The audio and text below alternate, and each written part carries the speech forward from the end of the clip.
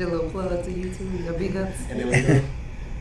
Now you are live on Facebook. Facebook, man, you guys are the greatest, man. You two don't know what they be talking about. I swear, like, y'all be holding it down. Comment section, legendary comment section. Y'all stay lit, man. Lay out, man. Keep doing y'all numbers, man. I see y'all. And so we live. We live. So, viral moment question is to ask you, just to break the ice. Just a little icebreaker. Because, so like you do, like artist management, stuff like that. Recently, have you seen the Meg Thee Stallion interview with Gayle King? So there's been mixed reviews over this whole topic because during this time, she is noticeably emotional. She's talking about the situation with the Tory Lanez thing. Right? Are you familiar with that? Yes, I am. Right. So during this time, she is literally, going over the whole night of the incident that happened, and she literally goes into the whole thing of Tory Lanez literally said like dance beat, and then start shooting at her feet, and then she was struck, and then now she's like literally, just pleading out to say, yo, just wait till the courts take care of it. And artist management, like the artist management field, what would you do in that situation if you had a client that was in that type of situation? Where they got shot at. Mm-hmm. Well, the client shouldn't be doing much talking. Mm-hmm. They need to let their representatives handle that for them. Mm-hmm. Don't, because those words will get misconstrued and switched around for anybody's advantage. So the management should be speaking. Their representative, whether it's a publicist, they don't need to be speaking. Meg, be quiet. No, if you hear me, stop talking about it. Like you said, if it's in the courts, let the courts do it. Mm-hmm. Right. Because to me, it seems like her words are, is that what you're saying right there? Without you even knowing it, because you haven't seen the video, but there have been mixed reviews on it, because you have one side saying, oh, she wasn't emotional enough, she's not even crying, like, her makeup didn't smear. Like, you got people that's breaking down every single small thing of it, when she really could just let her management or her representation take care of it. Yes, and that's a major problem. Artists, not just artists as far as in the music industry, but in artists, period, they don't know when to be quiet and let someone else talk for them, speak on their behalf. But it has to be the right person. It just can't be anyone. So on the other side of the token, because there's two artists in this situation, what would you do if you were Tory Lanez management? Handle it. Same thing, handle it. Mm-hmm. Her side shouldn't be speaking. If it's in the courts, neither side should be speaking. They should be speaking about it. So his management, his representation should be saying the same thing to him. You stay quiet. Let the proper people speak for you, and that's it, and that's all. So that way nothing's used against you. What they say in the court of law. Right. Yeah, that was great advice. That's great advice. Yeah, so I can imagine. Because you are speaking from an emotional place. You can't make decisions. They tell you not to make decisions when you're too emotional. But people think of only when they're sad. It's when you're grieving, when you're happy. It can be whatever it is, no matter what the emotion is. You should not be making decisions. If you had to bet, which one of them is telling the truth? Him saying he didn't do it on purpose, her saying he did. What will you put your money at? Honestly, yeah, they both are. Because I'm gonna tell you what. Just hearing what you all just said, I think. You think they're both telling the truth? They are. I think there probably was a situation, and he called himself being smart. Well, dance beat. And then she ended up getting hit. It wasn't maybe he wasn't trying to hit her, but he was trying to prove a point. Like, I still will shoot at you, like I said I would. So I think he didn't mean to do it. He didn't mean for her to get hit, and she didn't expect him to call her bluff and do it, because he probably said something like, "I'm gonna make you dance." So just something. And he was like, and he pulled out the gun like in the Western days, like shooting at the floor. So like, just to play Twitter space, right? Because the other narrative is this, right? Shout out to Elon Musk, man. Shout out to Elon Musk. 44 billion on Twitter today, man. And I feel so good because I am a Twitter owner. Stock. Yes, sir. Oh, the stock is gonna go up. What? Are you what? Definitely is. I don't know though. I hope you do get money. But Elon Musk and his stock shit is bad. I think for him being such an outspoken person, and the fact that he is a person that has been on Joe Rogan and hit a blunt every now and then, it's kind of gonna make Twitter better than Facebook. Cause like, we all hate Facebook, and I'm not saying that to get us banned or like that, But like Facebook is real stringent on what you can say. Let me clarify so you all know.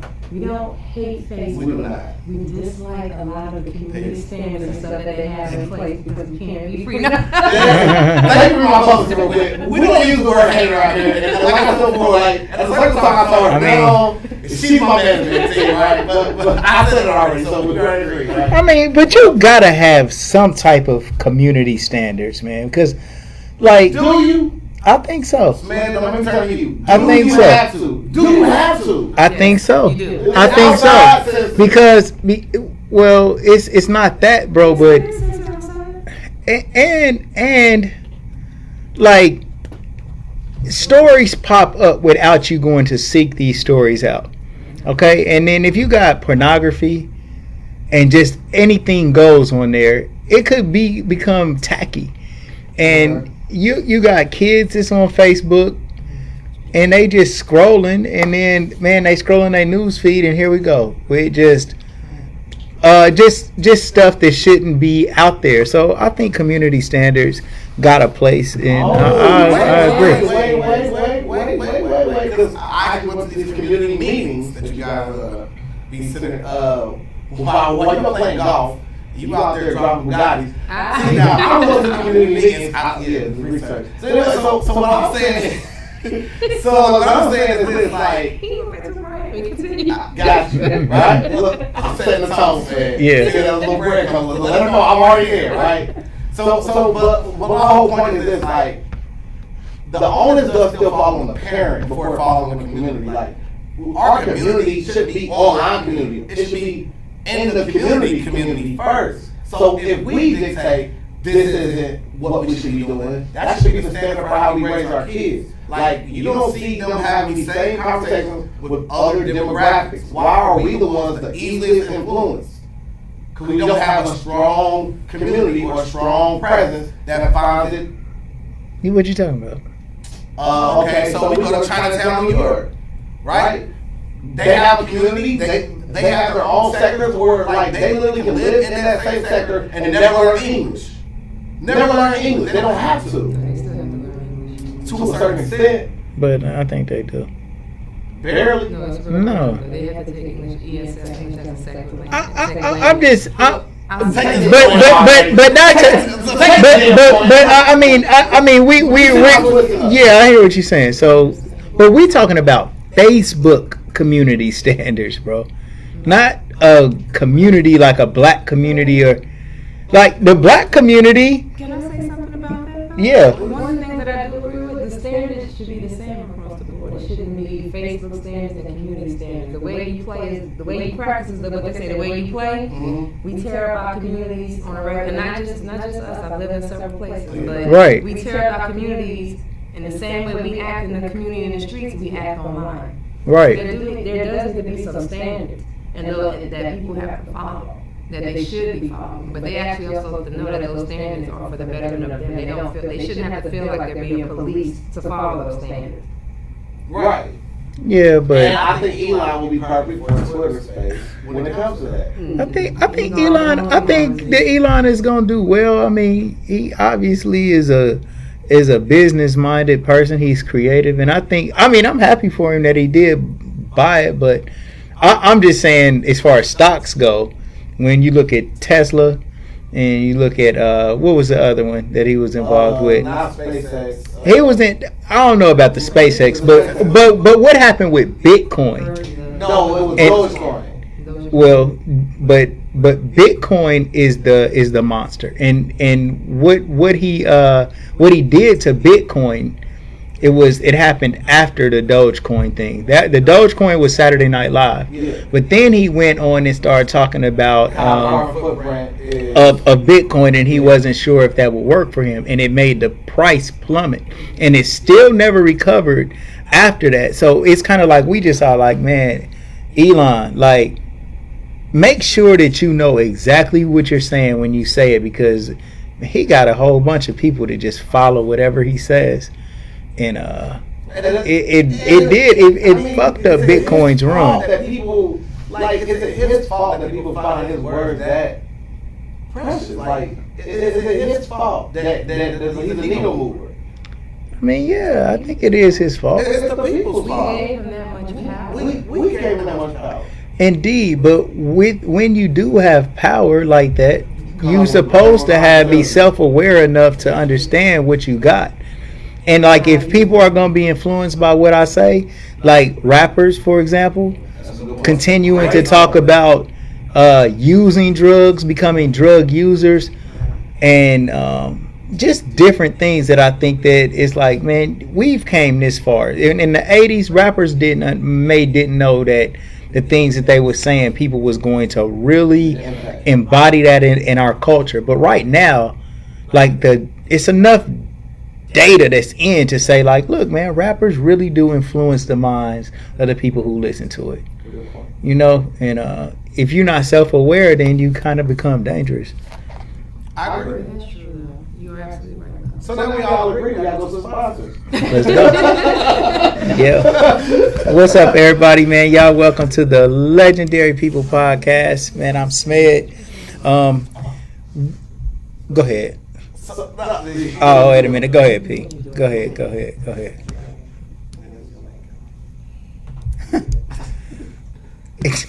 I literally just put you on camera to do that shit. You idiot, man. Take a point. I'm taking 2 points. You know you worth a couple points.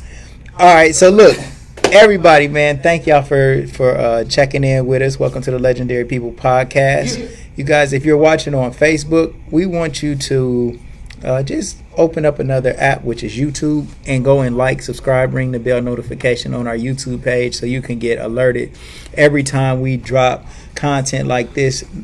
Make sure you like and subscribe, or like our page on YouTube, and you can follow and subscribe, I think, on there too.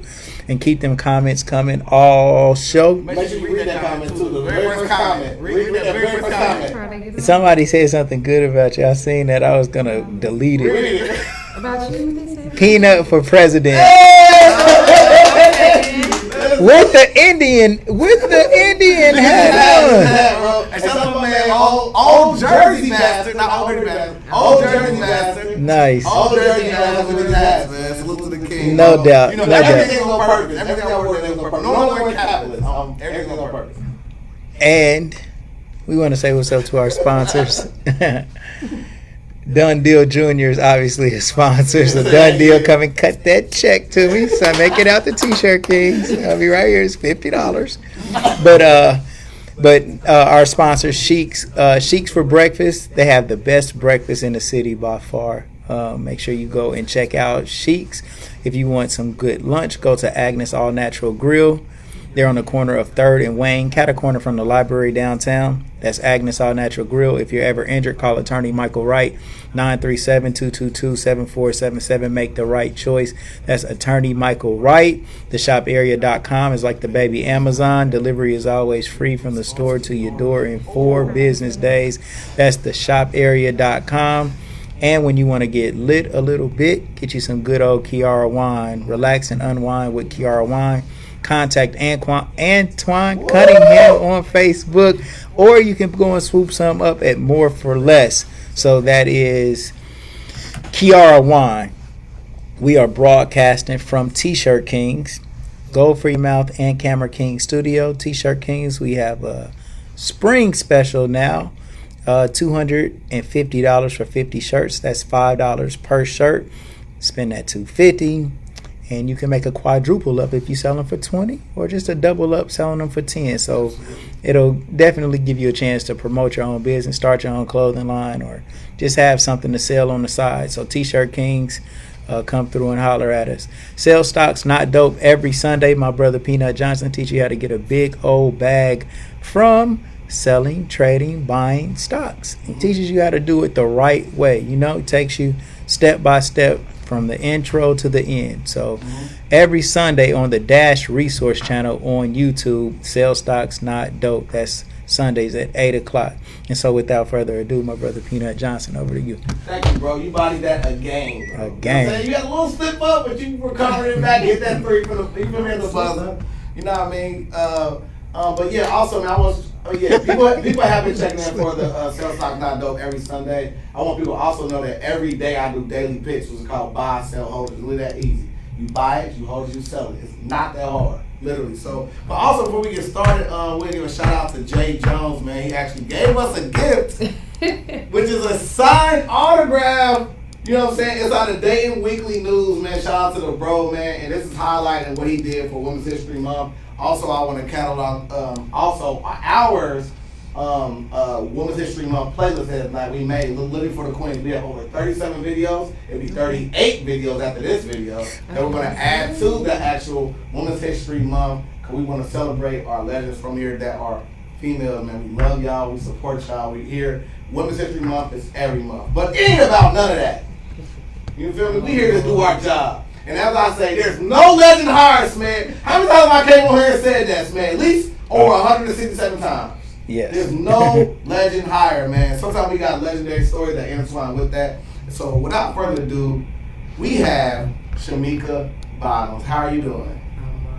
Hello. I'm a little nervous. No. Don't make me nervous. You say you look fine. You look cute. Thank you. Now you already got off to an outstanding, very wise start by all of your answers. So like you're gonna be on point. You got to like really. So be confident. You look good. You on point. All the things you saying is right. So you look. I'm usually a behind the scenes person. So yeah. Being a front. Trust me, this is the hardest research I had to do. I literally researched you all morning, but I promise you I got you.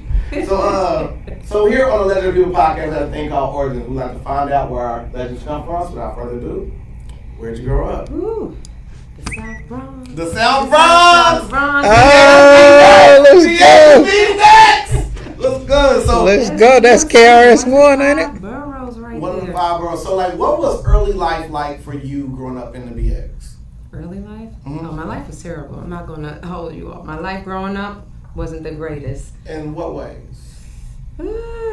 Lordy, childhood. You know, everybody we always talk about how our mamas and our papas and they would be child abuse. Okay. Ooh, yes, it was terrible for me growing up. So but single mom in that same urban area. So we go too far out of that bag, right? Because now you know what I'm saying, like you're a mother and grandmother as well, right? Yes. So you've had to hand out ass whoopings your damn self. Sure have. So what was the difference between the ass whooping that you handed out compared to what you grew up having? Oh, well, I'm not going to say it wasn't abuse, so let me not say that, because my child would beg to differ over there. She was like, you don't consider that abuse? Whip that ass right into college, but go ahead.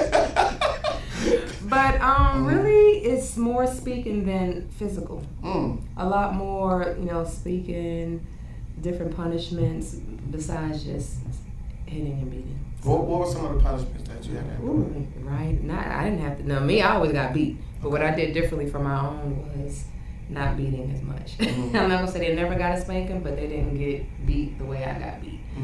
Broken bones and cuts and. So you actually had broken bones before? Cuts, bruises, you name it. Yes, black eyes, you name it. Yes, I grew up that way. But so did you have mom and dad in the house? no, single mom.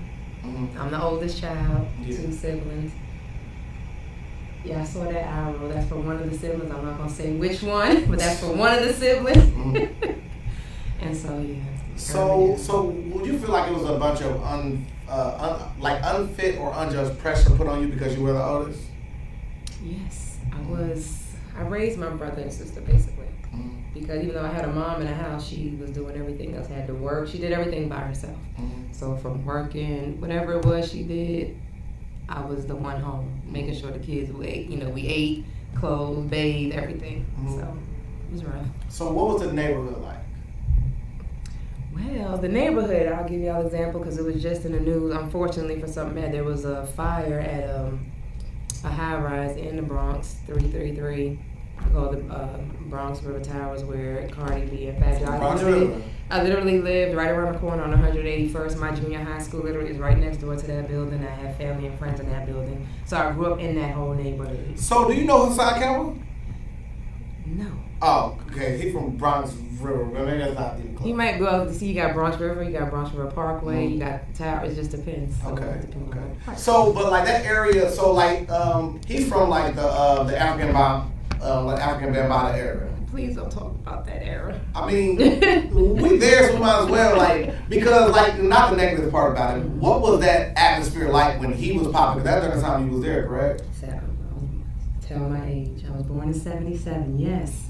That entire time until I was 19, so yes. So what was the hip, what was the hip hop scene atmosphere like? Okay, just like you'll see, like, okay, I'm gonna reference Brown Sugar. I don't know if I can or not, but that movie, you think about that, we in the park, concrete, hopscotch, double dutch, scales, you all out in the park, the fire hydrants, it was just fun. You had the DJs in the, well, it wasn't a DJ then, you had the boom boxes, they had their boom boxes, the break dances, all of the heavy boys. I grew up around my godmother on Cedric Avenue, which is actually down the street from where hip hop, the birthplace of hip hop, literally 3 streets down from where Crew Work and all of that took place. So what was it like growing up around all these pioneers of hip hop? What was it like just for being like a young kid around this atmosphere where everything's popping, everything's new, everything is like right out the kitchen, like you get it right out the kitchen? What was that like? Back then, I say it was a gift, but knowing what I know now, it's like a gift and a curse. So it was a gift being around all of that, being fresh, being on the scene, being part of it. I mean, we didn't have a lot of cameras, so we didn't have the social media. So if we did, I probably would be on somebody's live because I was at the park playing chess, listening to music, whatever, freestyling, whatever it is you name it. I can't freestyle. I'm joking on that, y'all. Don't ask me. So who was your musical influences growing up? Like you would be like the tastemaker. My musical influences? Yeah, your musical influences during that time. I don't know. Listen to a lot. Like growing up, honestly, around that time, or being around my older cousins, they're like 8 years older than me. I'm 45, so they're like 56, 57. And then, of course, being around the older generation, I listened to, it wasn't always hip-hop more so. That was out there in the street, but also back then, kids, you had to be up before the street lights. So I missed a lot of the good action when I wasn't supposed to. when I was supposed to be there, I didn't miss it. But it was different. It wasn't a lot. It was a lot of the old school, Red Rooster, listening to all of those Taxi and those type of artists. So it was a perfect blend. And I have family DJs and things of that nature, so I have to be around. We'll get into that a little later. When I think of the South Bronx, the first artist that comes to my mind is KRS-One. Everybody comes to KRS-One first because he is the pioneer. And KRS-One, man, he got a lot of stuff started to me. KRS-One was my favorite rapper when we had Scholar Rock and Superho and all of those songs that was out. Criminal Minded. Terrible though. When you think about the songs from back then to compared to now, those songs were still terrible. It's just they used different verbiage, the way they delivered that. Oh, some of it was worse. Yes. Well, I mean, nah, for real. Smith, are you publicly taking a point from KRS-One? No. Well, nah, because KRS-One was one of the people who started out one way, but then he had a shift in consciousness, and more vocal about it. Yeah. And he was a real genius when it comes to social commentary. Yeah.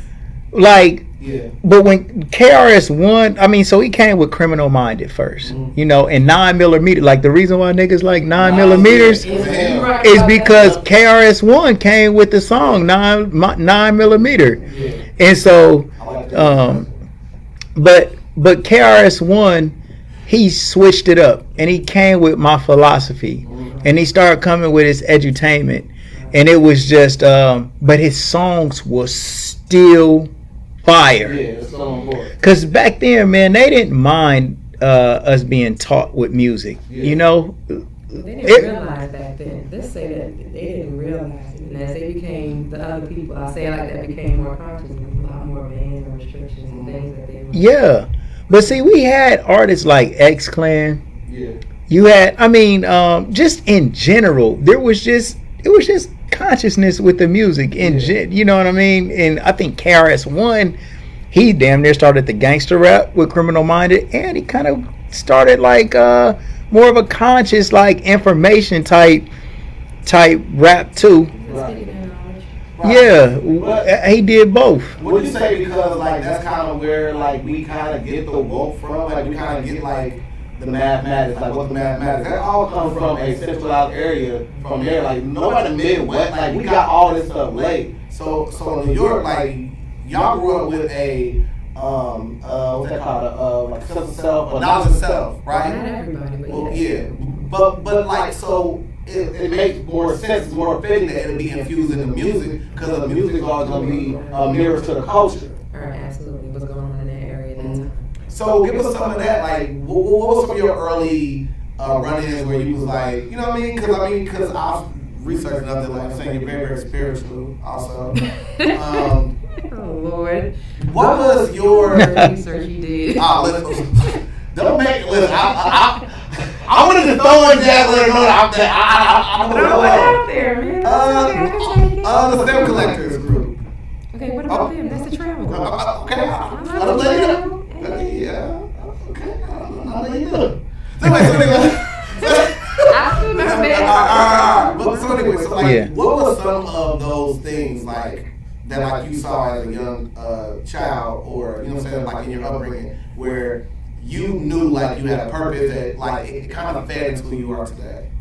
And that's going to be different for me because I've been walking in my purpose since I was 2. There you go. And so, but Nice. it really, I've been around which I call them trap houses now, but those buildings, the drug houses, going in there, searching for family. Actually, that was high as a minor. So I've been around that area, that type of stuff. You get to see the things going around, the homelessness in the streets and things like that. That's when I grew up around. So you had the good stuff as well. So you had the fun being a kid, but most often, especially from our time, you didn't get to be a kid because it was protected when we were. Especially our kids in the 70s, our brothers and sisters in the 70s at the time. So what was your fondest childhood memory? My fondest? Mm-hmm. Okay. Ooh. It's always that story. The very first one you think of, that one right there. That's my fondest one was not in the music industry. It happened to be, how old was I when I got that? When I got my first pet. okay. I received my first pet, and that was just being on a set of NBC Studios with my nana and her good friend. So my first pet was a rabbit. A rabbit. So like, what we got going on the scene? I will tell you, actually, Fat Albert, that show was being filmed with live people and everything, so I was just on a set with that, just there. You was an extra? Nope, wasn't in it or anything, just there. I just happened to be on, I get to be everywhere that everybody else is not supposed to be, so I was just there. What was that rabbit's name? I didn't get the rabbit name. I'll tell you why. I received the rabbit. Shout out the rabbit, man. Can we name the rabbit right now? You said what? Can we name the rabbit right now? We can name No. We can name the rabbit.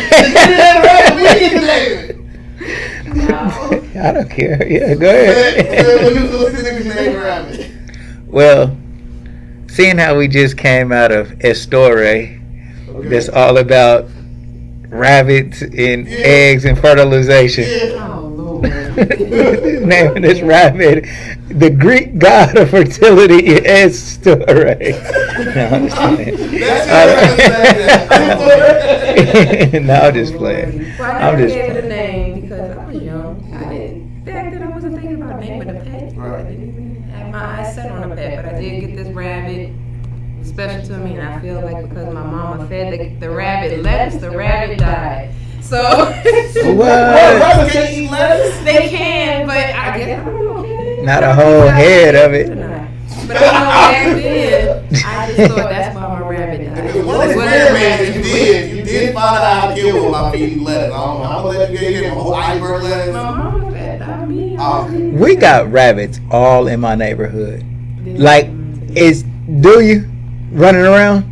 My backyard, front yard, on the street. We probably stay by each other because I ain't never seen it. I'll be a nerd. Do you? Oh no. I'll be a nerd then. Like, you know there's so many rabbits there because like the term acting like rabbits is for a reason. Like, they always.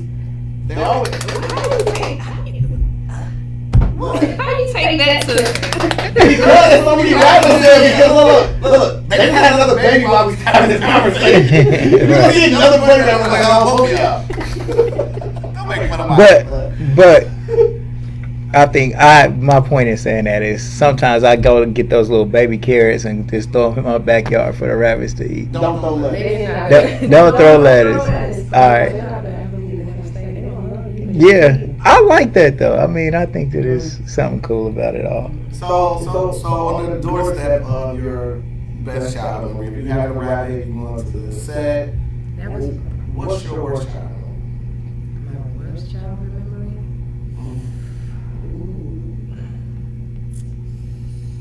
That one I will say, my worst memory. Well, let's go back a little bit, because we normally want to find out about your mom, your dad. All right, so it sounds like your mom was holding it down. I mean, being a superwoman. Your dad, he was murdered? How old were you? 8, I want to say I was 8. Mm-hmm. Did you have a relationship with your dad? Yes. Did you? Yes, murdered, stabbed, and everything. That was it. Right. But, okay. But before then, though, like, what type of person was he? The boxer. He boxed with everyone in the family. Okay. He boxed all the boys, the girls. People on them dad, like, hey, Yes. So he boxed. Very fair, very level-headed, and he was blind. I'm not gonna say as a bad, but he wore like real thick glasses. So that's where I get my vision from. But Yeah. Yeah. I would say your business vision is impeccable, right?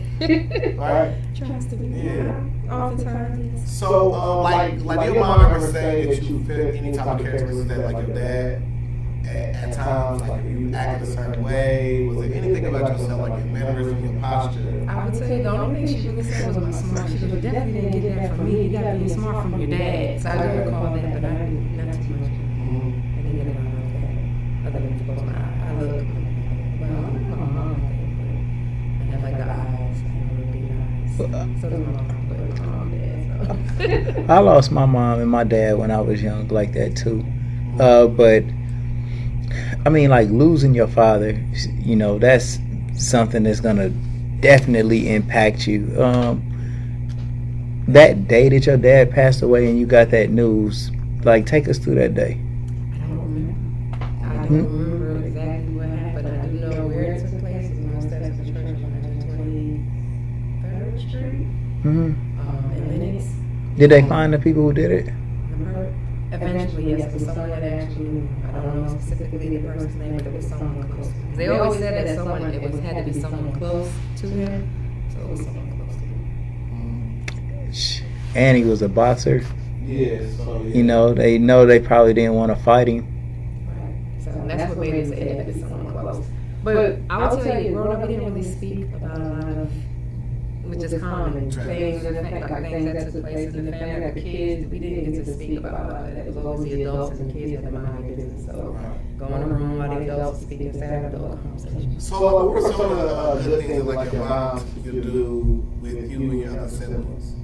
I know you got a little spice with one of your siblings, but other than that, well, I'm 8 years older, and I'm 8 years older than the middle one, and 12 years older than the baby.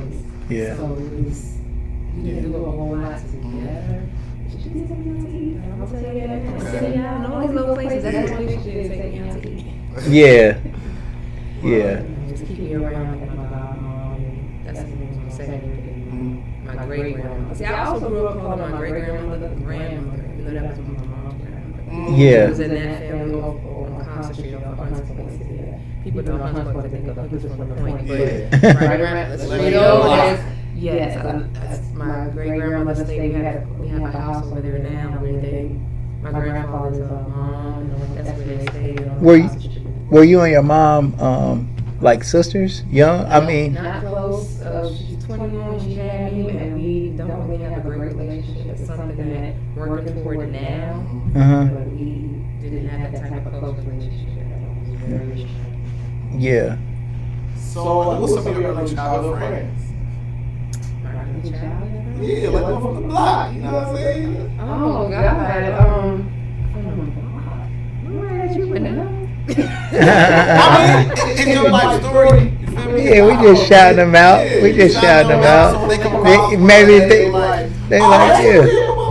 Like, yeah, It's terrible.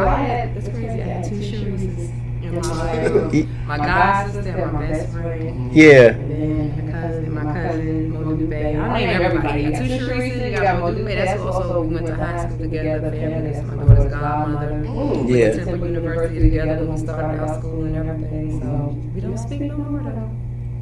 Life change. Yes. But I was around, like I said, my cousins and like Family. Isabel, a lot of people that made up her family because one of her cousins is a known DJ, DJ Doo-Wop.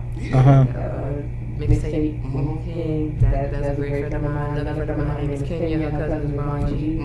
So I got to hang around a lot of these different people. So. Yeah, and all in the music, used to work with Polygram Records, all of that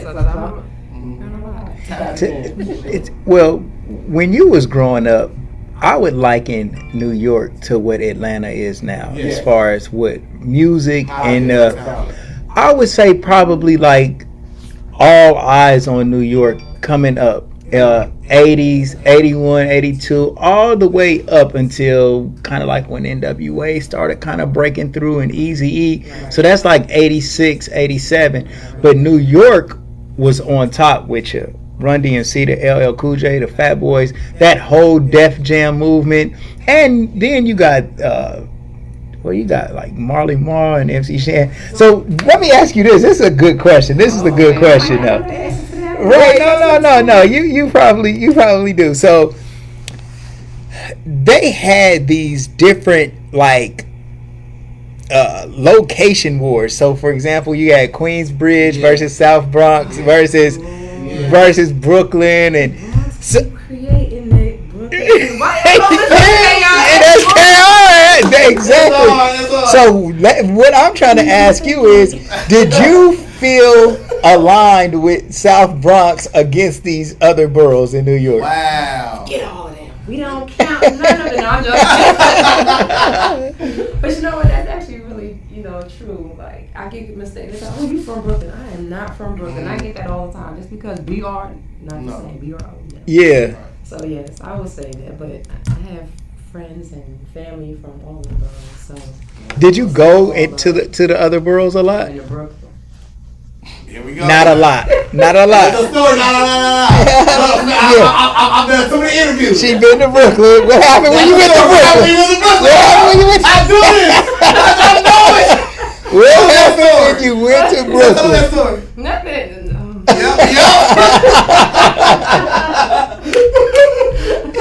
Something happened. So our homegirl Colette, I haven't seen her in a long time. Man, shout out to Colette. That's how you tear Brooklyn up. People think sometimes pretty face soft. Tear Brooklyn up. Do you hear? What happened though? Just fights. People want to fight people because they think, you think you better than us because your hair is long or this and that. So it's just different fights and things of that nature. Yeah. Too many of them. You acting like a true publicist. Right.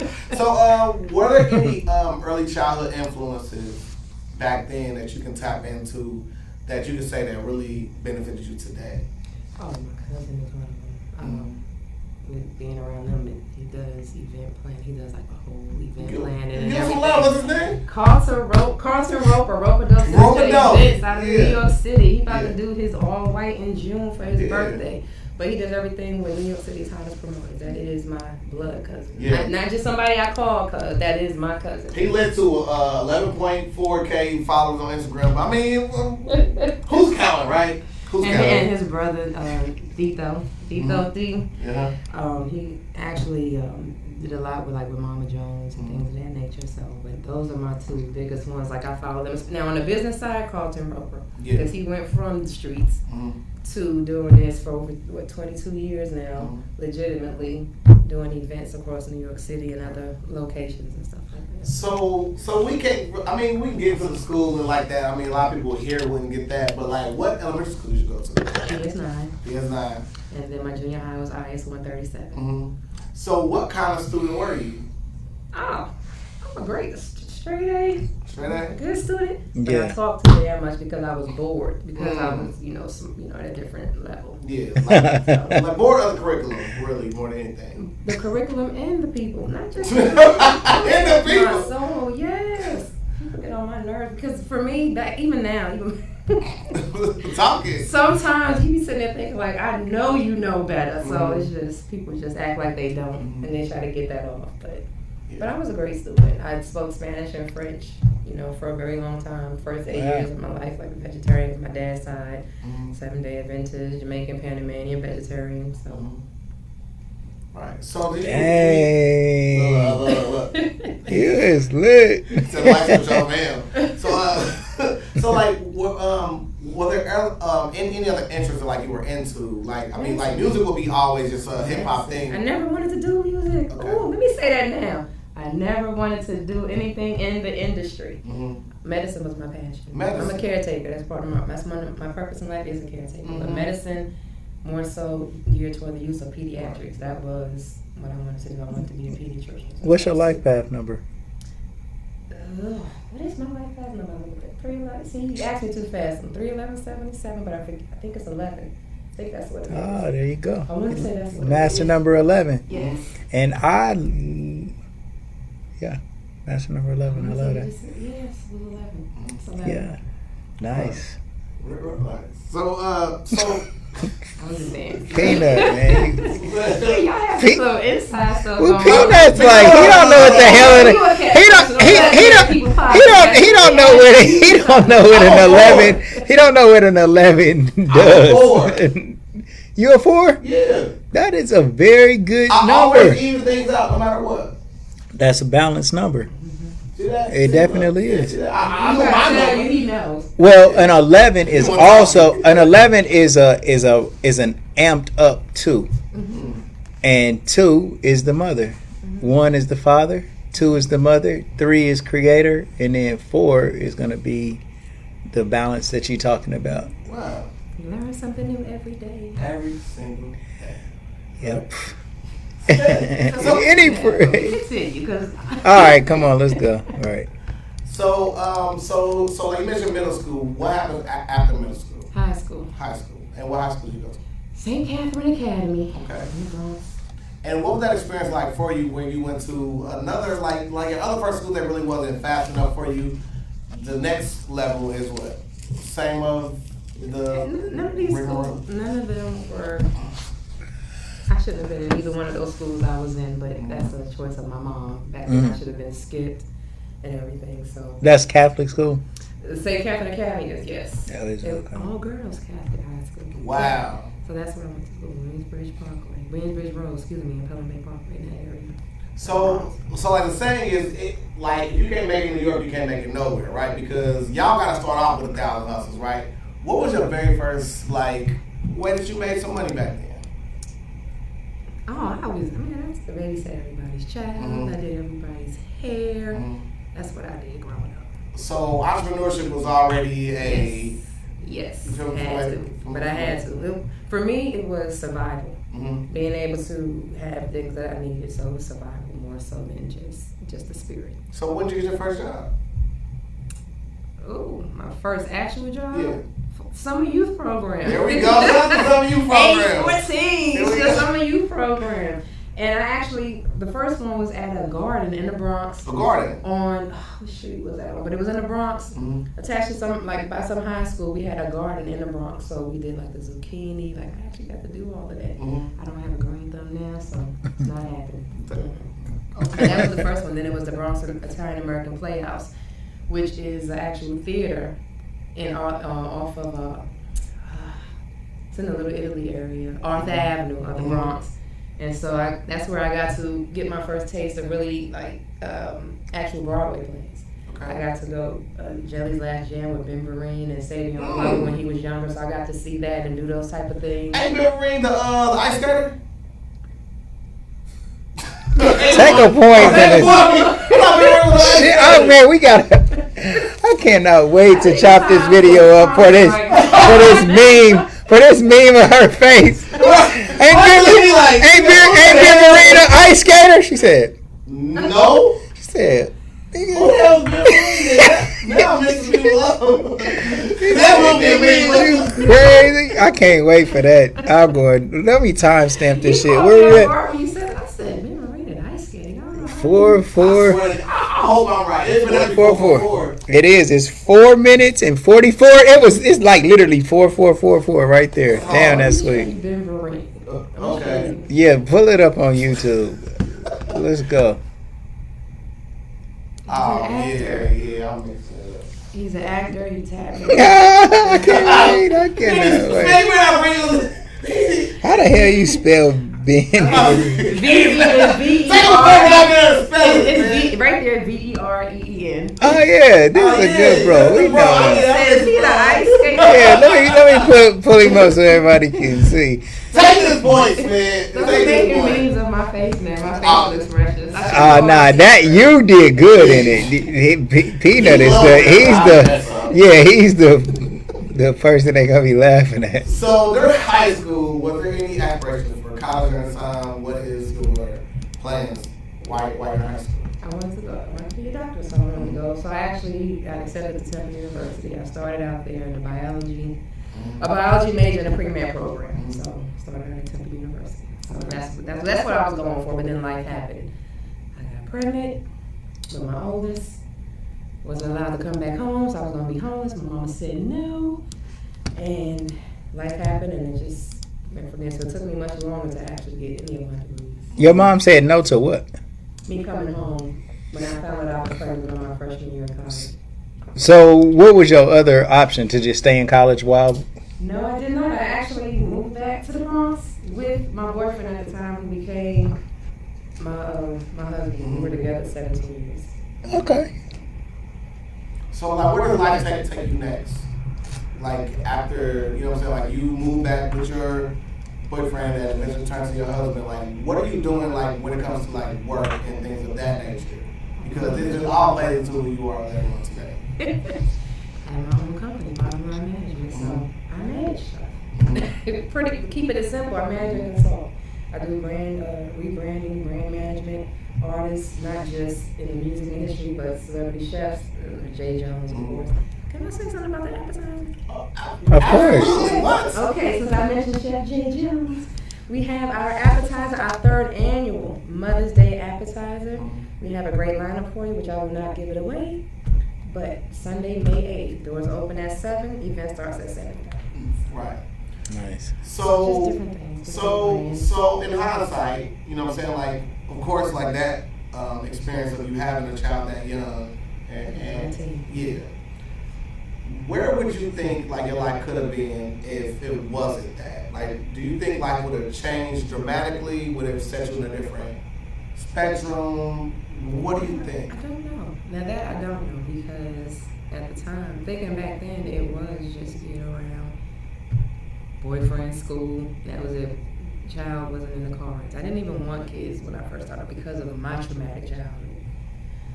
So that wasn't like something I thought about. I'm like, oh, I'm going to have kids when I get older. I'm like, no. Because I was afraid I was going to be like everything I didn't like for my childhood as a parent. Mm-hmm. Or just as an adult figure, not just a parent. No, it's not just the parents. It does truly take a village. So that village wasn't on a strong foundation back then for me. So, like, so other than the management side, the financial side, and the, like the medical side, are there any other things that you find interesting that you could have been great at if you completely focused on just that one aspect? Well, I'm great at everything I do, so I'm not. Let's go. No, I really am. That's not being funny. I'm really great at everything that I do because I make it. I'm intentional with it. If I'm going to do it, and I make intentionally, I'm going to know it. Mm-hmm. So, and that comes into play with a lot of things that I do, especially with different, entities and organizations and businesses that I deal with, from music to finance to medicine, all of that stuff. So I'm great at everything that I do. So, what role led to you eventually coming to Ohio? Well, before we go there, let me ask you something else, though. I mean, to be a manager and to be a consultant, what do you have to do? Like, what type of skill set? What kind of talent? How do you put together the connections to like really get somebody to the next level? That's a great question. Oh, check him out over there. Well, a lot of it really communicates. Don't be giving him no love, okay? Don't take one question, man. Don't give him no compliment. Because he don't let me get no compliments on air. You don't have to get no compliments. I'll take that What compliment. was the man No. I have to Mika, give you none of y'all compliments, so you don't get none either. Yes, man. You can't. You can't take a compliment back.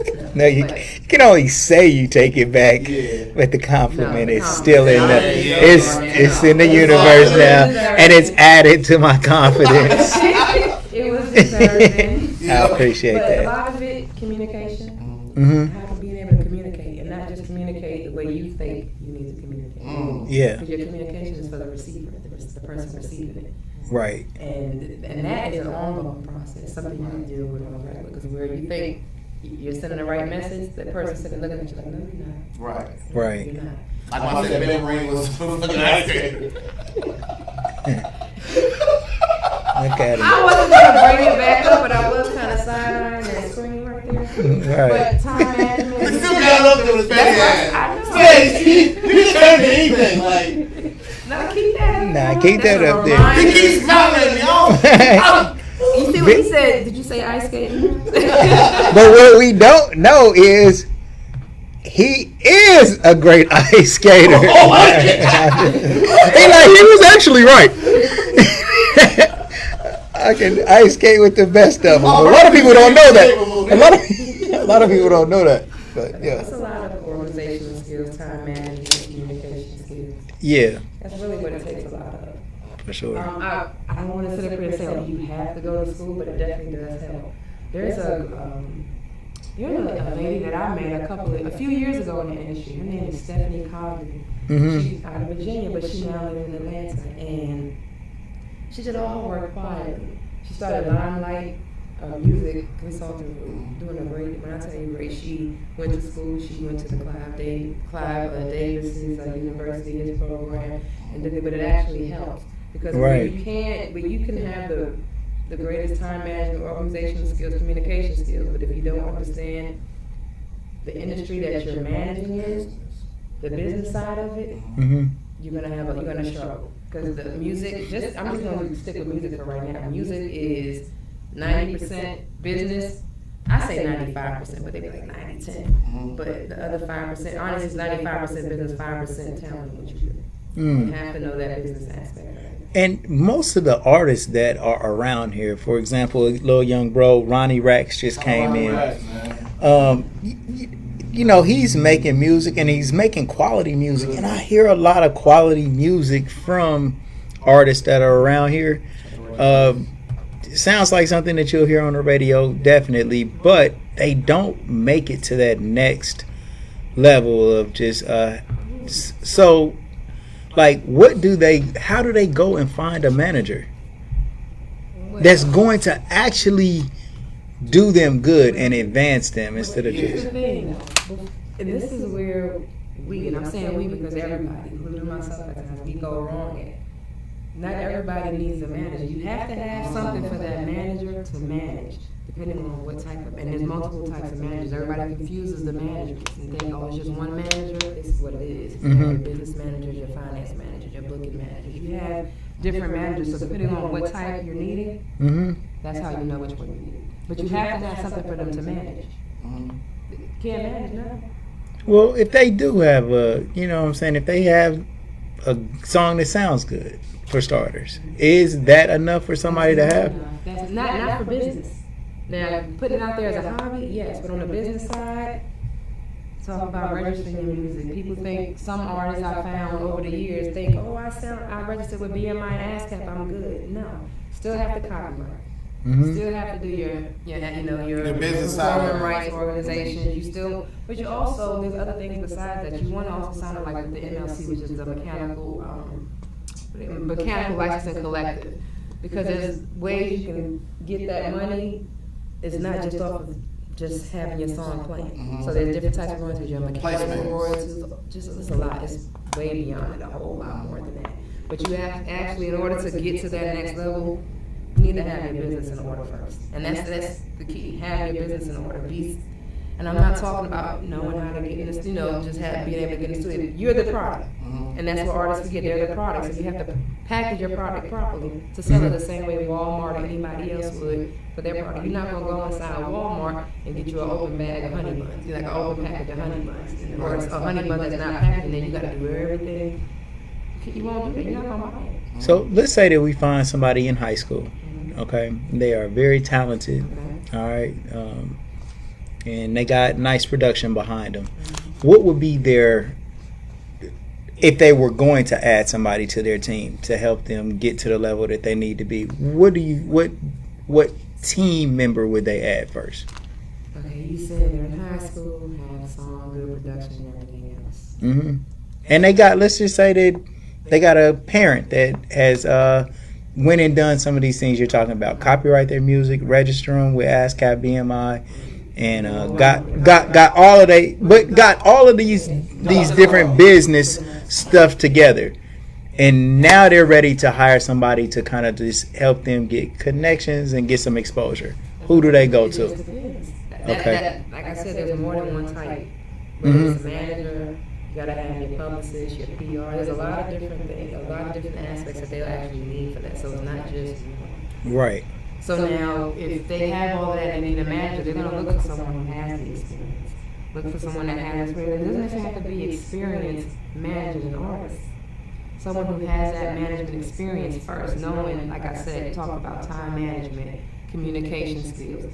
But then they also have to understand the business that they're in. So you look for someone who knows all about, like, understands the copyrights and understands the processes and procedures, and can actually not just understand it, but give you some steps to go from point A to the next point to point B. Right. Because the journey's going to be with letter Z, A through Z, so you're going to go step by step and get them through all of those points. So it would be some type of manager, whether it's a business manager, whether it's a branding manager, to help you get branded, to put your brand out there properly. Usually the branding manager will help select your publicist, select those other key people that you need in place, those key components, to bring it all together. Yeah. But especially if they have like a parent already, someone that's doing that, they get with someone that's already doing that same thing that they would need, that can take them further, that has also those connections and reputation. And finding a manager that's dealing with artists that's already got some type of national exposure, are those managers always looking for new people to come in and for them to manage? I mean, because managers don't be looking for nobody. Right. But no, really, managers are not typically out there actively seeking someone to manage. Not if they're already established. I'll say that way. They're more, like you said, dealing with those national record artists. That typically, that artist is going to keep them busy. Several of them that's already established, they'll be busy. So they're not going to be looking for anyone new specifically. And how many artists can one manager manage? Ooh. Yeah. Ooh. Effectively. Effectively? Well, it just depends on the team that manager has. Just because it's a manager doesn't mean it's the manager doing everything. Yeah. So Yeah. it really depends. Right. I've Like you have a management group almost, right? Yeah, a management group too, but it's not only that. So like I was saying, like with the brand manager, I'm using that title because people resonate with brand management, but it's management. You have someone that, say for example, I'll use me as an example. Say I'm managing all of these national artists and so forth.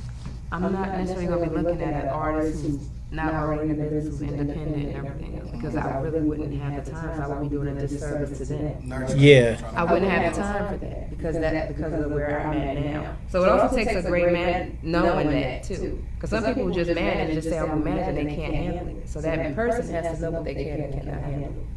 So usually you want to have an interview with them first, or a consultation, whatever term people like to use, with them first. Find out where they're at currently in their career, and this applies across any industry, not just music. But you can find out where they are, and then from there develop a plan based on what they tell you where they are. You need to have a lot more specifics, but.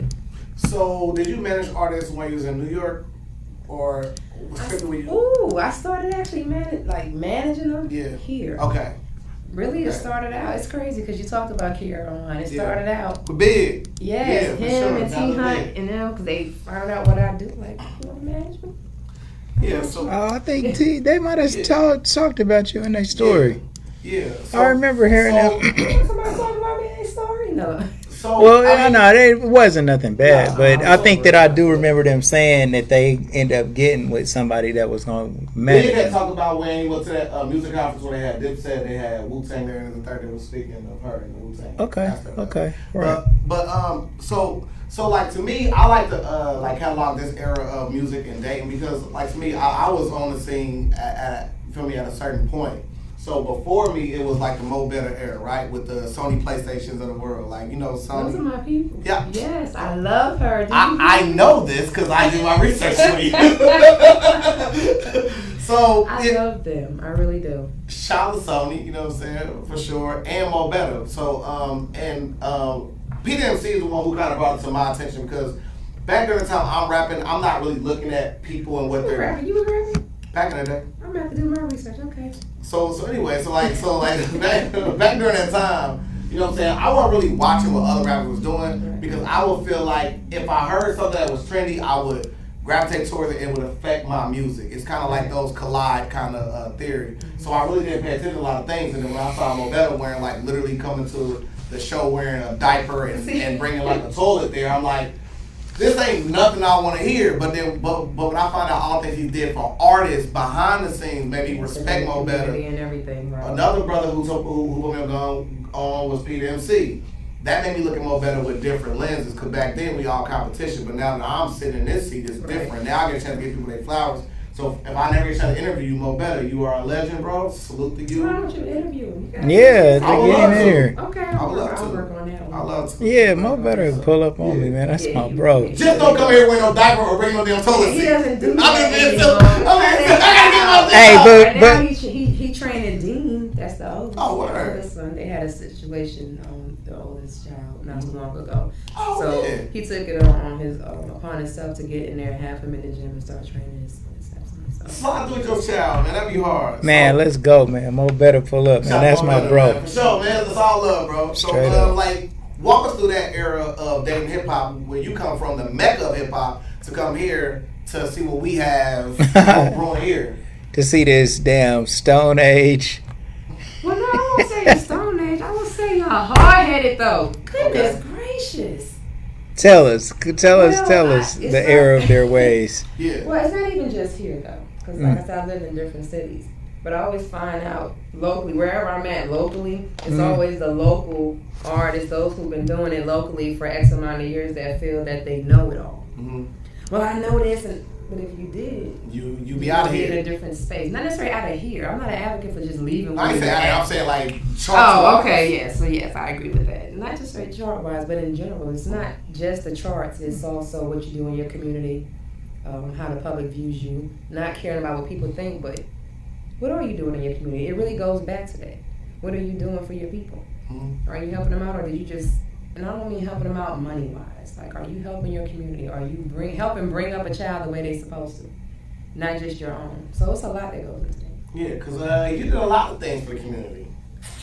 Such as when you was at the AHOP Holiday Bazaar. Wait, I thought I had those. Wait, you ain't hide nothing from me. You hide nothing from me. Entrepreneurship, exactly, consulting. Yeah. I've done several things. So I want to ask, like, so before that, right? So was the Kirby caramel, like when you was doing the raps, was that? That was after. Oh, okay. Look, see, look. I did It Works too. I did the rap. So no. I did all of that. So like that's super dope because, like I said, like those type. You did your research, okay? I had $1 every time. I have enough to buy one tank of gas, right? But but starting that like entrepreneurial journey to me shows two characters. Like me and Smack before you even got here, which is so funny. Side end was we talked about our brother North, and North is from NYC, and I love him too. Agnes, all of them. Exactly, and one thing I said about him that I like about his characteristics was something I felt about Eric Clymer, which was my very first boss. The same thing I look at Smith, and I look at myself is people that dollar ain't gotta be clean for me to go get it. It's like I'm gonna go get this money by all means necessary. I find that endearing to see that real true hustle is. If it's like, no, I don't want that dollar because it's a certain way. Don't say by any means I ain't saying Yeah. that. Some people take that. And clean, like Yeah, the clean, work. Right, and I'm just Clean. gonna say this: all money isn't good money. So For it's sure. okay to turn down contracts, no matter how much that dollar amount is, or to turn down those things, because all money is not good money. It really isn't. For sure. It really isn't. So, you also started to make friends here. Your best friend, Vonda, right? Oh Lord! How you bring up? How you know about I'm in my Vonda? bag. I'm in my bag for sure. I love her. They just took care of my yard today. Her and her man, they cleaned the bushes and stuff inside. So, what was it like to go from being rooted in NY to being unrooted to come here to start all over again? What was that feeling like? It was different. I went from New York to Philly. Okay. And then from Philly to Texas. Well, to Louisiana and Texas. So, and then from Texas to here. Whoa, Right. So that's a wild swing, right? Because I don't like Texas. Like when I go to Texas, I think of Houston and the turkey leg hunt and all of that. Right, but I wasn't in Houston. I was in Abilene. My ex-husband. Okay.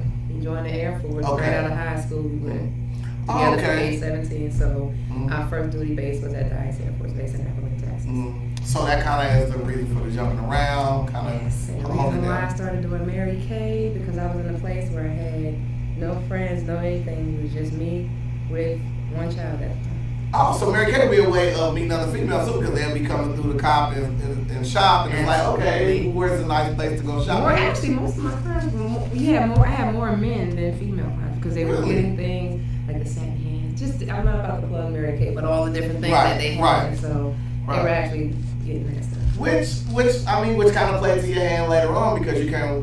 It was Therapy Cafe with the lipstick bar. No, I didn't do that. You sure? The lipstick bar? They were one of our vendors though at the time, Okay. but it wasn't like Okay. my stuff. Well, they on the flyer. Listen, cool. More than one Shamika. You sure I was on that flyer for Shamika Bond? After the podcast. But Yeah, I didn't know that. okay. But so like you're starting to get like ingratiated into the dating culture here. So you are going to events. Where are you at in life when it comes to managing artists at that point? Was it kind of just scouting people out? Was it kind of just going out, just trying I to? wasn't doing any of that. I'm telling you, 2014 is when I started managing artists, and I was asked. I wasn't really seeking them. So, yeah.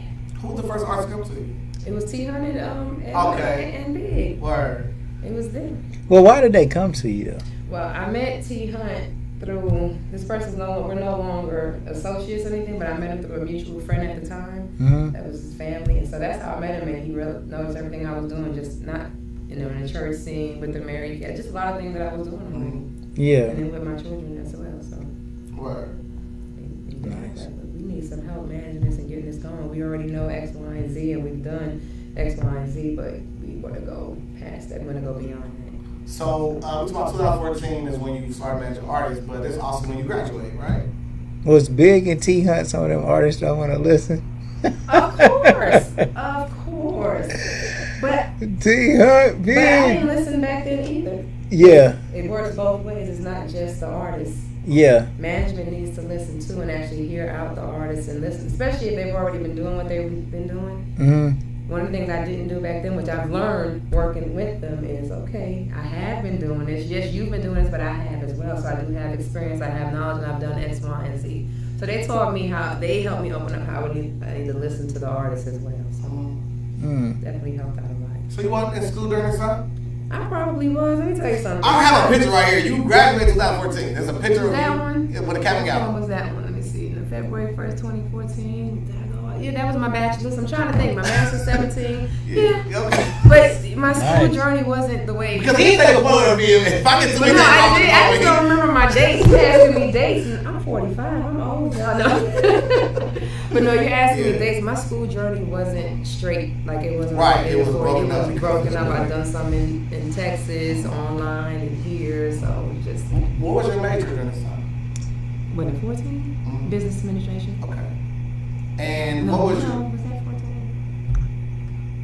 That was business administration for that one. I did tech. So was your goal to go work for a company? I wasn't working for nobody. I'm going So like, what was your plan? what I'm doing now. So To be my own boss and do what I need to do. okay, so but it still didn't have a music connotation to it. It kind of was Did medical everything. It was. I did did medical billing. I've done medical. I managed physicians' offices, their medical billing, coding, all of that. I was doing all of that and knowledge on that before I even moved here. So in 2009 is when I started working for Dr. Soin. Okay. I'm also at the Ohio Tang before his parents and me started doing the Soin Medical Center and all of that. So, and then I did that briefly, and after that, and then 12 is when I started general managing a place in here called Cafe LA. Yeah. That's how Chris Wiley, J. Monte, his Ace Metaphor was on his phone doing his poetry, coming up there doing events. So we spoke at the Circle Talk, and one of the hosts asked you a question about, having to rebuild after like a divorce, right? Where were you in your life when that happened, and then what were some of the obstacles that you had to overcome? Got divorced 2012 and here in Ohio. I'm still overcoming obstacles, y'all. I don't have no family here. Like I'll say blood relatives, things of that nature. So everyone that I have here, that's family. How they say it's the family you chose. We chose each other. Yeah. So, but it's been a struggle, especially like I said, being here with military life is a lot different. I mean, it is, but it isn't. But people don't connect it to, like being a single mom or a single dad. I know quite a bit of those as well. In military life, it's really difficult because you don't know anybody. Yeah. And then especially for me being self-employed, because moving from Texas to here, I was bamboozled. I don't care what nobody says, and then they even tell you, the military will tell you, oh, you can't be able to get jobs, your spouses. That's not exactly how it is. That's not the case. It's not as easy simple as they make it seem. The military, they don't find a job for They their don't spouse. find it for you, but what they do is, especially if you're applying for any of those type of positions, they have what they call like your veterans preference, your military spouse preference, and other like give you extra points to kind of move your application up on the top, further up to the top of the stack. But being in that around here, it wasn't a lot. Like I found out moving to Ohio for medical billing and coding, you have to go to school and get this. I'm like, how do you do this? I can teach those that's teaching in school, but in order to do it here and have my own business, I would have had to go on to school again to get certification in Ohio required. Right. So it's still difficult. So like, what was that transition like? So like besides like the whole fact of having to figure everything out for yourself, what was one of your like biggest obstacles that like you had to overcome? It was where I was going to live at that point. That's really for me, but that was where I was going to live back then. I was in the process of having a place built, a home built, to now that being delayed and having to rent. Wow. And so when that took place, that actually changed my mind, my whole mindset of actually purchasing a home in the state of Ohio. I'm not even like, I will never buy a home here. I don't necessarily feel that way now, but I'm not about to buy one just yet. Maybe later, but that was the biggest obstacle back then. And being the former military spouse, I don't know what it is about that, but if you're a former spouse, I don't know, it's like a stigma. Former spouse, why are you not part of the military? Like, why are you not a military spouse? So you get ostracized almost, like you no longer have your resources from the base, like their squadron and their unit and things that nature. Benefits too, or just depending on how long you've been married. Wow. There's limits to this. What? So, go ahead. So it's the difference between two civilians being married compared to like let's say for I have a city job, right? And I get married. I'm in a different stipulations if I'm in the military and I get married. Yes. Yeah, follow military rules too. So yes. Wow. Yes. What's better about Ohio compared to New York? What do you like about Ohio? What Look, if my mouth doesn't say it, my face will. What do I like about Ohio? I've met some great people here. Some of the people that I've met here at the show is actually great. Well, I mean, you could move back to New York anytime you want, or no? I can, but I wouldn't. Right. So what keeps you here? What keeps you here instead of my going? children. Actually, after the divorce, I stayed here because first was my oldest. She wanted to finish high school here. Yeah. And then now my youngest, she wanted to finish. They didn't want that to leave and go to another high school and have to, develop new friends and everything. They wanted to finish everything here. Is Ohio a better place to raise children? Is it more safe? No. New York is a little safer. Yeah. It's not really. That's a good question. And really, I'm gonna be honest with you.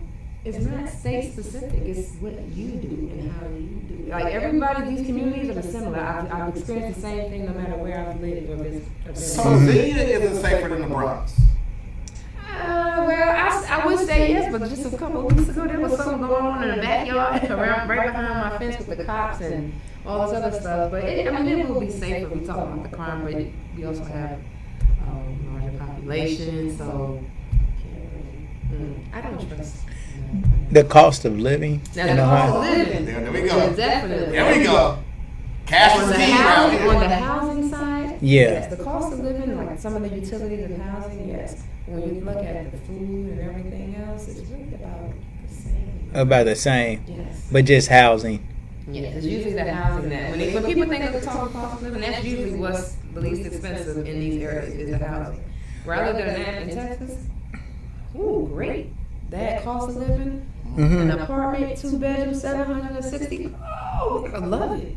But what, like, what was my question? Okay, what do people do in New York in order to live? I mean, because if we're paying like $2,000 for just a 1 bedroom, is that about right in New York? It's about $2,200 for a 1 bedroom. $2,200 for a 1 bedroom. Depending on where you at. What do people do? I mean, do the jobs pay more there or what? Yes, the pay will be it's based on the cost of living. They factor all of that in.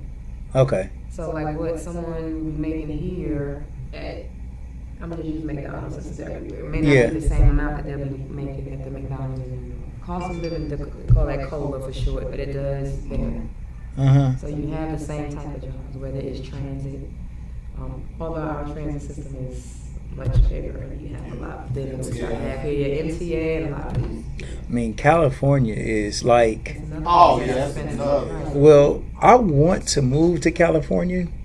I think somebody like me. I ain't saying this in a conceited way, or I don't know if that's the word I'm looking for. But right, I think somebody like me would be able to do it because I have something like income coming from here, and this could make the money that it needs to make.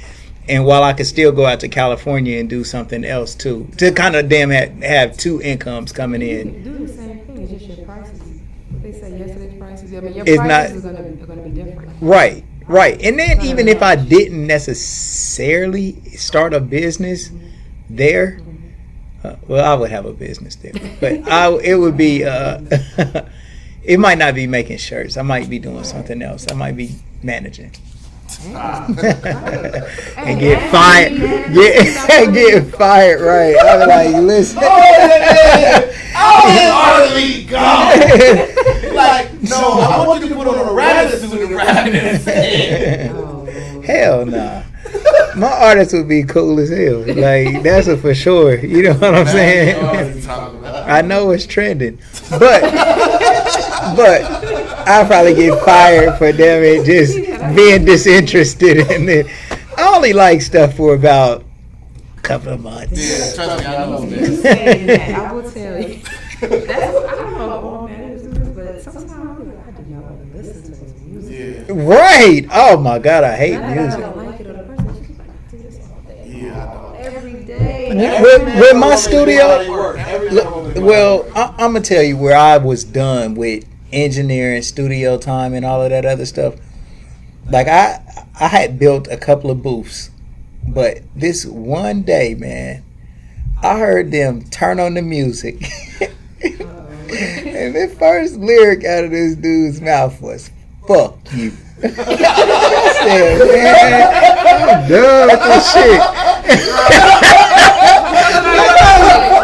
And I'm tired of like rap. I don't know if they talking to me or if I'm supposed to be saying these lyrics with this person, but every song they gonna bag my woman. they gonna take my woman and I ain't shit. That's every rap song is you ain't shit. I'll kill you. I got more than you.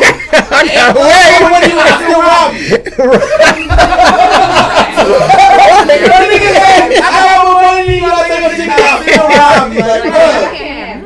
Right. I'm like, damn. You become depressed by listening to the music and telling what type of loser you are the whole song. And you singing it along with them. Right. Because it's catchy though. It does. It's usually the tune, the beat that's catchy.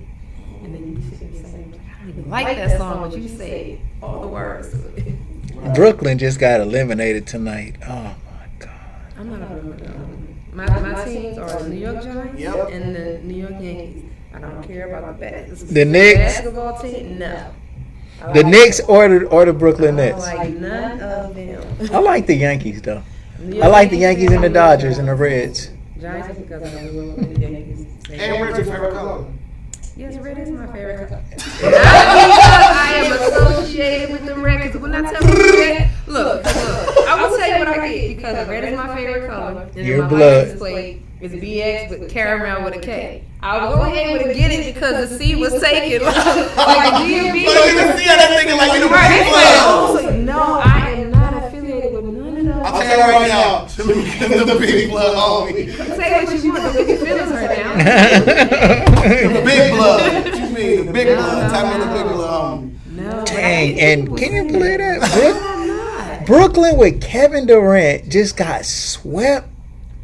Are you kidding me? Somebody who wants some money, I'm going to check on the match to see how they do it. Oh, they won some money? Yeah. Y'all, let's go. Turn up.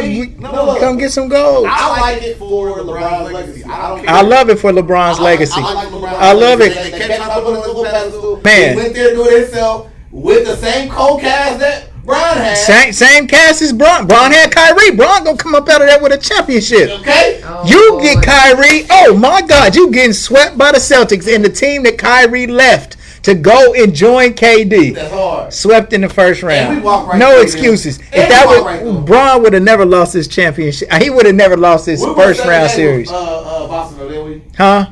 Cleveland was 7 games with Boston, though, didn't Yeah, they did. Yeah. They went against Tatum. Yeah. But Tatum and them, they have emerged, man. And shout out to the black coach, man, for Boston, Oh, God. who put that thing together real quick, man. And you feel me? Like, because they was talking about firing Lil Bro. they? Yeah.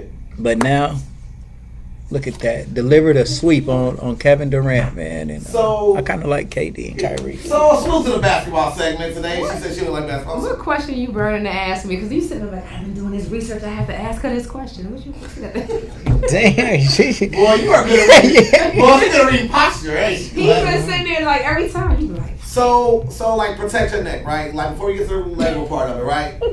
That song being a very monumental song in hip hop and also where you from, the whole inception behind the record label. When did that I don't know no history. No, about to I don't know wait, man. any history. No, but I don't know any history. 2014. Okay. It's so crazy. I started working with Big and T Hunt, and then another friend of mine asked me out of New York to work with him. He was an artist, and then he introduced me to. What was the artist's name? You know, I told you. Oh, Scrooge, always out of New Yeah. York, always, Yeah, always. Scrooge. Now that's big blood, not. I knew you wasn't feeling it. Sammy solved it. That's why the scene is missing out of her thing. She the big hole. She tapped in. 6'9", bro. Watch out. I gotta say Funny that. dude. 6'9", hell no.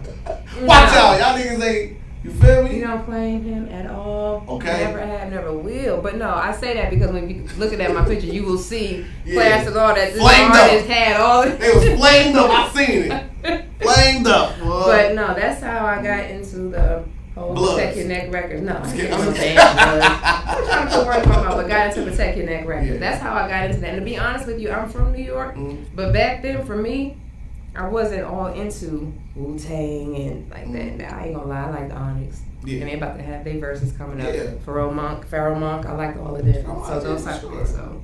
So what's the difference between managing an artist from Dayton, respectfully, and one that's already in New York? Because you've had both. nothing's different. I mean, it's always an artist. It's nothing really different. It Right. really is not. I mean, their styles may be different, but everything else behind it, that foundation is still the same. So it's, So what was one thing that you liked about managing Big? oh, he's funny. I ain't gonna lie. Like, he's funny and he's real. Yeah. And A talker.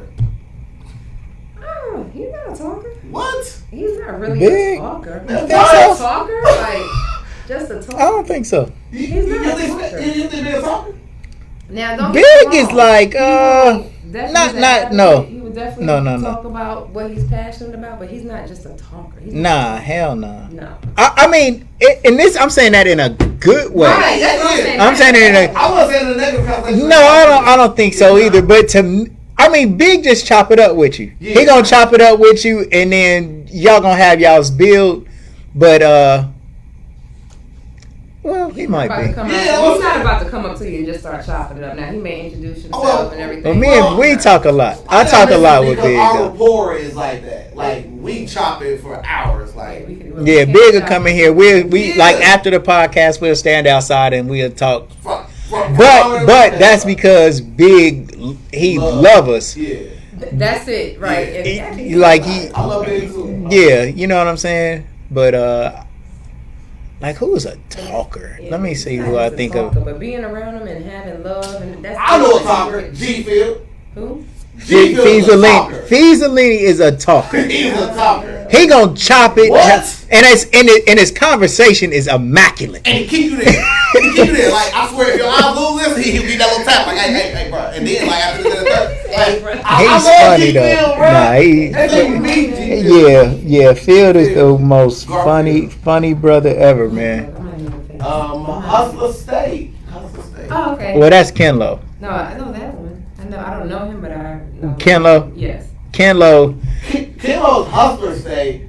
G-Field is Hustler State. I remember when I interviewed Kenlo, he kind of like, after it was over, he had a little nice about that. I mean, Hustler State is Kenlo. Hustler State. I know that, man, but I think Field is his own person. Absolutely. Field is his Field is I don't know how to say it. Like Field is Field, and he's not tied down to any one product. Like him being labeled as like Kenlo is Player University. Absolutely. Okay, and that's that. But G Field is he could do a bunch of different shit. You know what I'm saying? Because he has a lot of different projects that he's worked on. But yeah, I get it. I mean, Phil would too. He would say Kenlo, Player University all day. Kiara Wan. Shout out to Kiara Wan for sure. The I have a affiliation. question for you, bro. Go ahead. What's Kiara Wan named His daughter. after? Okay, I'll make sure you know. I did my point then. Don't give me. Oh my God! Don't give him no I'm point. never watching this point ever again. You are like badgering the guests for points and stuff. Are you kidding? You asked her for points at least twice tonight. If you don't ask, you don't receive.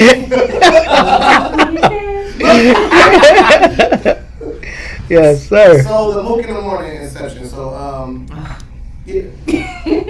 Let's talk. Okay, so like I'll do a little bit. So who was Mook in the Morning for our audience that's watching? Mook in the Morning. That is actually John Mook Gibbons, the CEO of Wu-Tang Management. Where's those people? RZA's blood cousin, not just his people. That is his show, and I actually produce his morning show. Wow. So, yes. Wow. So, did That's y'all amazing. meet from similar backgrounds, or was it more or less your name starting to gain traction in the industry? No, it all started because of Protect Your Neck. Okay, I will tell you, John Mook Gibbons, Wu-Tang Management, they power Protect Your Neck Records, the Wu Worldwide DJ Coalition, Wu-Tang Radio, PYN Films, Wu-Tang Radio, a lot of them. So that is the man behind all DJ that. CEO with the Wu-Tang. Mr. DJ CEO, that's what the Wu. I actually manage him. Yeah. Specifically, with the coalition and everything. So it came about after, I was with the brand for about 3 or 4 years until he actually pretty much knew who I was, for real. Because this is his company. This has been me over 25 plus years. So, my research, it said like it was a relaunch of the radio station. It was like off the air for a year or something like that. It was, and it relaunched a couple of years ago, a few years ago. And it's about to relaunch again. It's still on air, but we're about to relaunch again. What was the reason why it was off for that time? Was it just revamping it? It was more like revamping, and the person who was responsible for it, I wasn't in, I had no authority over that or before, but it was more so they had to do it. So, who are some of the new artists? For what us? Right now? None, no. No, we have several because we have a partnership with Like Meg And Tory. He's not an artist. That was one of the VPs. That's how. Oh, okay. That was actually my director of the A&R department. I started out with Protecting Net Records as an A&R. So that's how I started out as an A&R. And they realized that, my skills were a lot more above that. So I started becoming, I was the assistant director. So what's the difference of a job of being a manager compared to being an A&R? It's similar, except for A&Rs actually do get out there. They are looking for talent. They help them develop the talent. It's a similar thing, it's just they don't manage the aspect of their career. They make sure they're developed and everything and have what they need. So would an A&R job be a person that's going to pick a beat or find or source songs that maybe, They kind of do all of that. Mm-hmm. You're helping develop that artist and their sound. You don't want to overpower or overshadow what they feel that their sound is, but sometimes artists don't always know. But the A&R is supposed to be right there along with that. Not necessarily the manager. The A&R, that person, that artist and repertoire is over the artist and their repertoire, their catalog. So they're there for all of that. So have you ever seen an overlap in all the time? In like a manager overstepping his role or A&R overstepping their boundary? All the time. Mm-hmm. All the time. It happens all the time. Because those lines can be blurred. Because the A&Rs are a true A&R.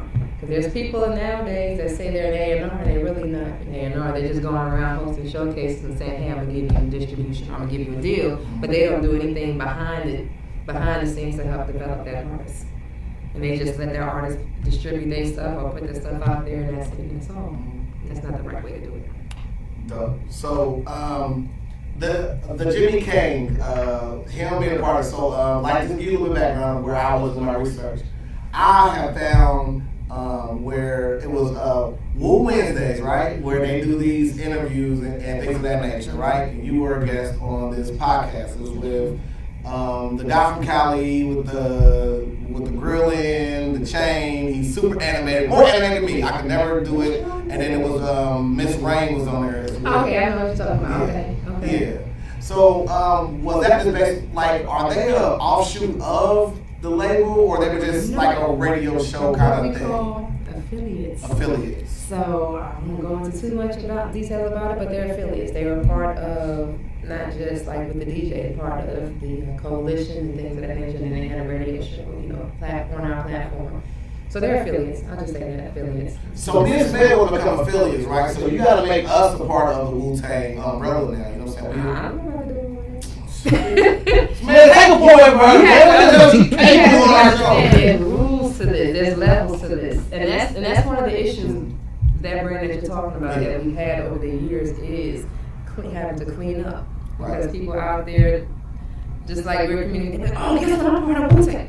No, you're not. Mm-hmm. Or they'll say they're Wu-Tang. No, you're not. There's a difference between the Wu-Tang Clan, like the general, all of them under that W, and other aspects of it from your individuals. You have your individual generals from the Method Man. You have like Protecting Net Records. You have Raekwon has Ice Water. So there's different levels to it. It's a lot. So I have two things I want to add to that, which is I saw that what it was like some Asian country was using it like without permission or whatever, and then it was a situation with that. It was just a T-shirt. Yeah. It was around the time with COVID. With the W, they were talking about COVID came from Wuhan. They were using the W like Wu-Tang. So like the Wu-Tang W. So that's what that was. So Wu-Tang said cease and desist. Yeah. With our stuff. Yes. Wu-Tang will say cease and desist, and it was announced several months ago. I really was not even playing like the bootlegs and things of that nature where they're being sued and everything. That's a real thing. And no play games about that. Right, that's their brand. That's their brand. And you don't want to associate that with something so terrible as COVID in any way. But it's not that, but they do it with a lot of things. We've had people running around claiming that they're part of, whether it's Wu-Tang Management or Wu-Tang whatever, and they're not, and then they're out here doing some crazy stuff. So we had this lady that spoke to me before about her coming over and speaking on that same thing thing, and maybe we get into that later. I don't want to give too much away, but yeah, she's been kind of, I'll talk to her today a little bit about it. But so like Jimmy came with the Sony and the Orchard. Yeah.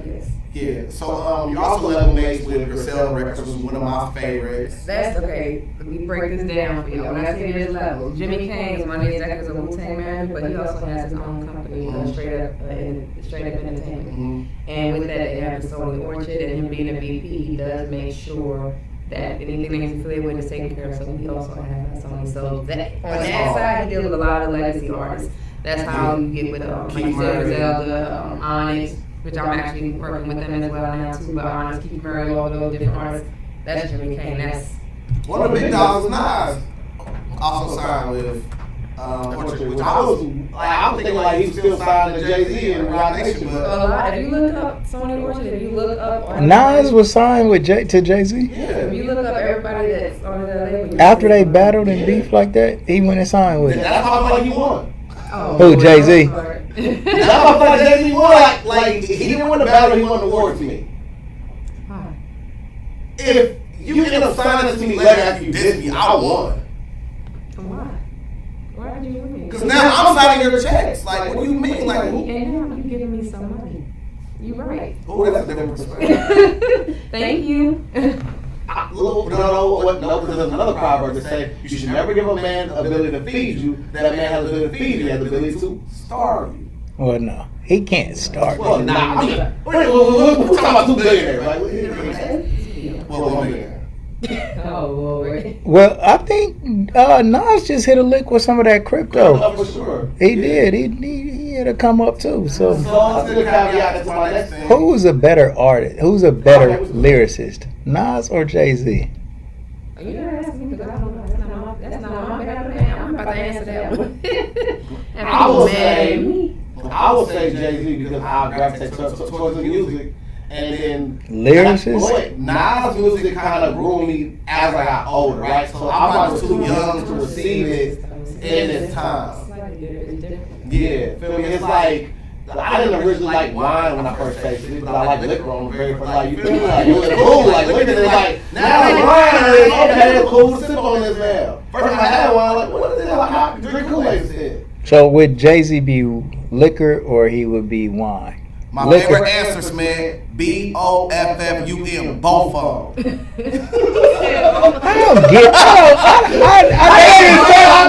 Look, I'm copyrighting this today. I swear to God, I don't get Jay-Z. Man, we're not doing this today.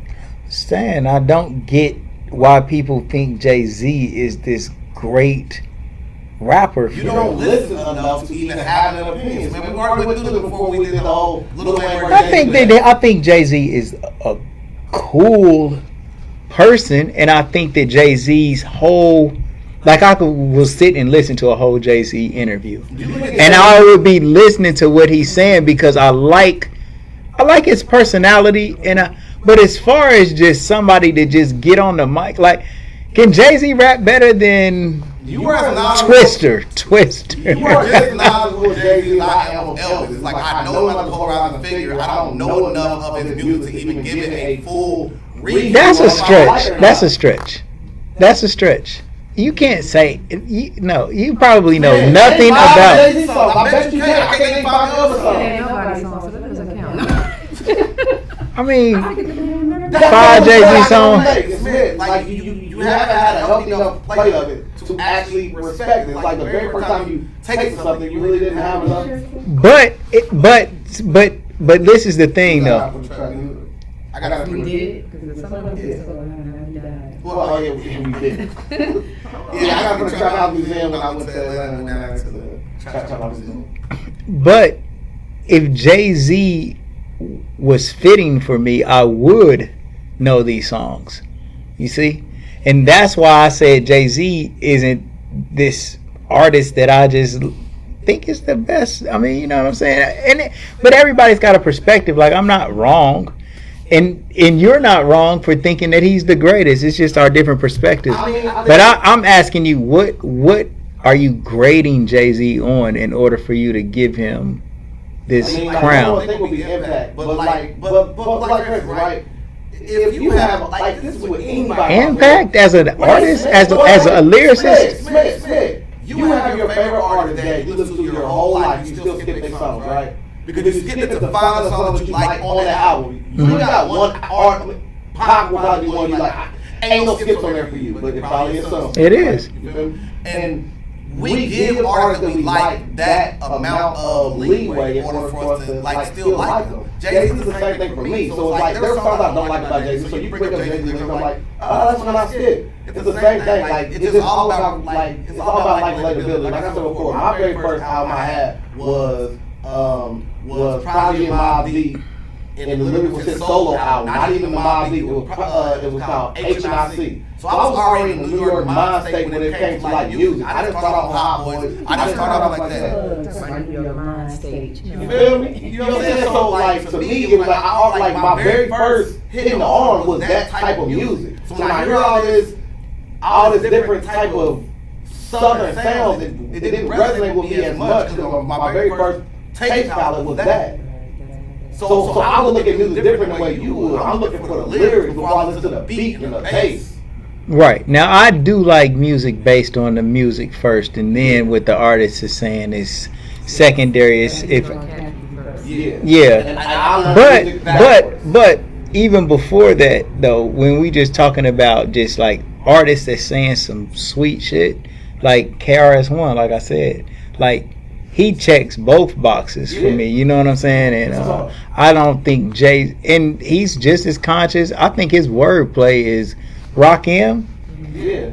You know what I'm saying? Like, is Jay-Z a better lyricist than Rakim was? I think you got more of a variety. Thank you. Wait, look. Okay, so like there's nothing to look at. Wait. So like my point is this, right? So if I give you, so to me it falls into the whole Biggie versus Tupac like debate, right? If you have Tupac's catalog, you got more to pick at. And you got a Biggie catalog, you got smaller to pick at. So you can say, oh, Biggie is the greatest when he didn't have the longevity of Pac. So I can pick holes and how many times Pac rhymed Hennessy and Enemy. I'm going to say, bro, like that's lazy writing. If you use it 100 times in a song, it's whack to me when, you know what I'm saying? Like I can pick his apart because it's more there. Rather than somebody has less. Jay-Z got longer longevity, more hours than Rakim. So you can poke holes in him all day. He's an easy target. Well, we just talking. I mean, Biggie doesn't compare to Tupac, but New York did want to have a crown jewel in that era, so Biggie was gonna be the crown jewel for New York. And he actually answered that question. He said, "Niggas said would I still be good if Big was still living? If Big was still living, we would have made the commission." So they were already in the midst of making a working together. Yeah. So he said like it's ordained by like that was hard. We're gonna work together. That was hard. That's in 2022 he dropped this verse. And because it's like I never heard it, but to me that was hard. Like, because people ask this question all the time. Would he still be relevant? He was. He went platinum while Biggie was alive and platinum after Biggie died. Yeah. Biggie was.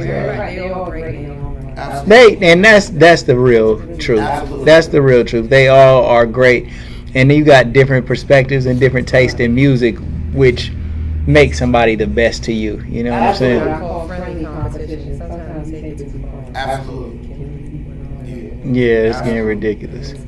So we're still talking about like music, right? So I listened to the Peter Rosenberg album. You probably like who the hell Peter Rosenberg. So off of Hot 97, he's the white guy on the show. He produced the whole album, but he has a bunch of like legacy artists. You have Method Man on there, you got Raekwon, you got a bunch of people on there. They also premiere the Wu Generation, which are the younger versions, right? And the song called Wu Generation is called the Second Generation. So they have a bunch of like, they got like Lil Dirty on there and like stuff like that. Yeah. So to me, I was still thinking like, okay, now they're rebranding it into a certain like thing. Is this still we ran the radio station. Yeah. We're doing Okay, so it's not a direct affiliate, even though they're on the same album with other Wu-Tang members. Okay. They do that. That's where people get confused. You have It is confusing. You have the collective under the W, and then all of those generals and those affiliates, they all have their own chambers. They all have their own affiliates. They have all chambers. So yes, there's some chamber. They all have their own chambers and different things that they're a part of. So they're collectively, but they're also individuals. Also, it's weird. Yeah, I get it. It's just like different departments in the same, like different stores in the mall. Each one of them got their own shop. Go for your mouth juniors or something like that. It's like yeah. I was like, it is a part, but it ain't a part. Like he was going to do his own thing, but it's based off of. Well, I would think that. That's the foundation. Dirty, but I would think that the artist inside Wu-Tang Clan would embrace them. Would like it. I mean, if these are indeed their sons, all coming together to. I haven't seen this the past year or so. Not with COVID, but when they've been out and about, you've seen like YDB and Weather Parker, the two of his sons, on stage with the Clan. So yeah, they do. Yeah, they for sure. Definitely do. So now we're there in that point of contention. Did you watch the Wu documentary? Well, there was a Wu documentary and also was a Wu series. Did you watch the Showtime's of Mike and Men documentary, which my CEO was in that first two parts of it, and then the Hulu series, which he was also in. But I've seen some of those. Yeah. So I watched the interview with Inspector Deck, and he said that shit was all fake inside that damn Hulu series. He was like, none of that. He did not say it was all fake. I just watched the interview before you came in. They didn't say all fake. Well, like he had mentioned that like they had brought up that like he wasn't day one when he kind of was like like they started before him, but he was saying like they made him come around like he was like some broke dude or whatever. Okay. He had his own reservations, and he is quoted by saying he said it was fake. You can literally. Go ahead. Because we was on our show. We have a live portion on Instagram, and one time actually Method Man came on, and he was in the comments talking about it. That's not what happened. And one of the biggest things that people reference is the shooting scene. He didn't shoot. Yeah, they were saying shooting back and forth. The series is not nonfiction.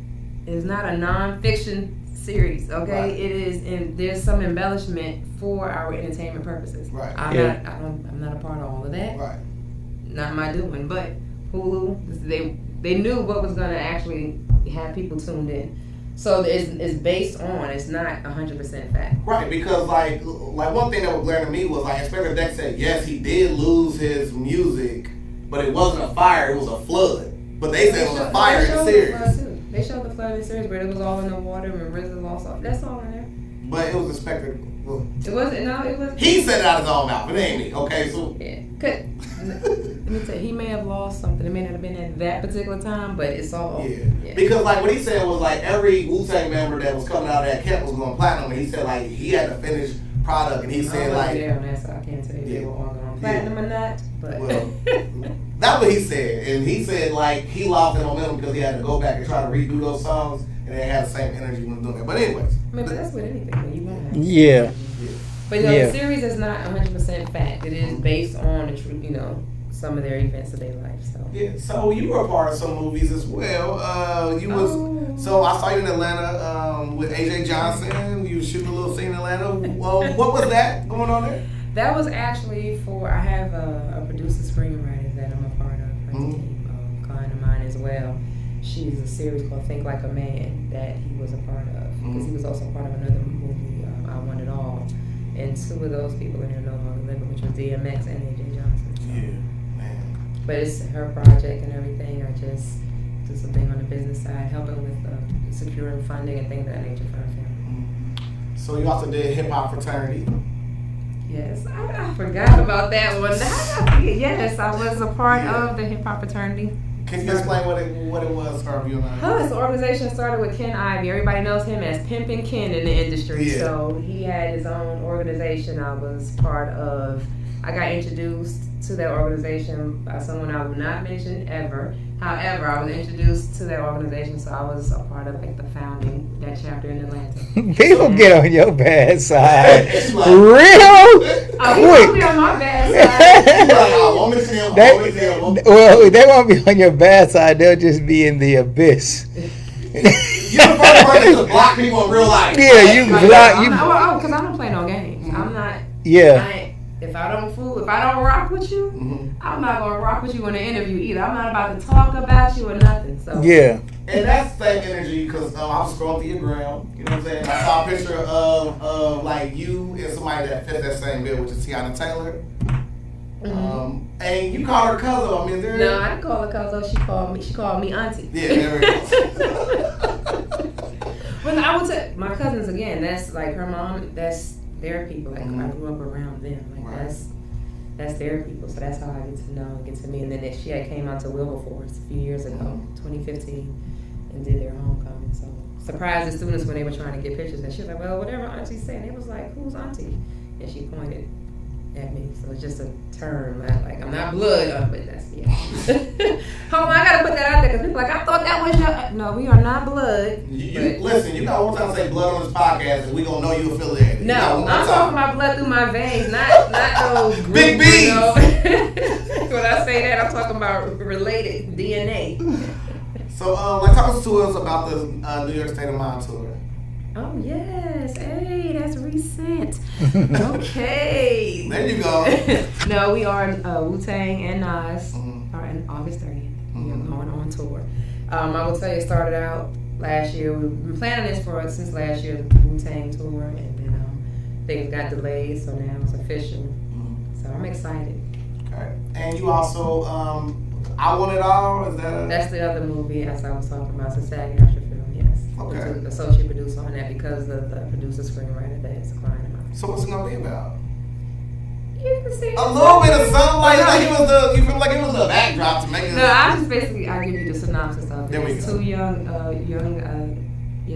boys that their father was in the drug game. They saw him get killed and everything, and they didn't want to follow. One wanted to follow his footsteps. The other one was into music, and so basically they used that drug career to help fund. And they had a rival against another drug, pin in the area, which was going to be played by, at the time, Rick Ross's character. So there's quite a few people that was in that movie, but that may change with this new cast, with the new year and everything else. So.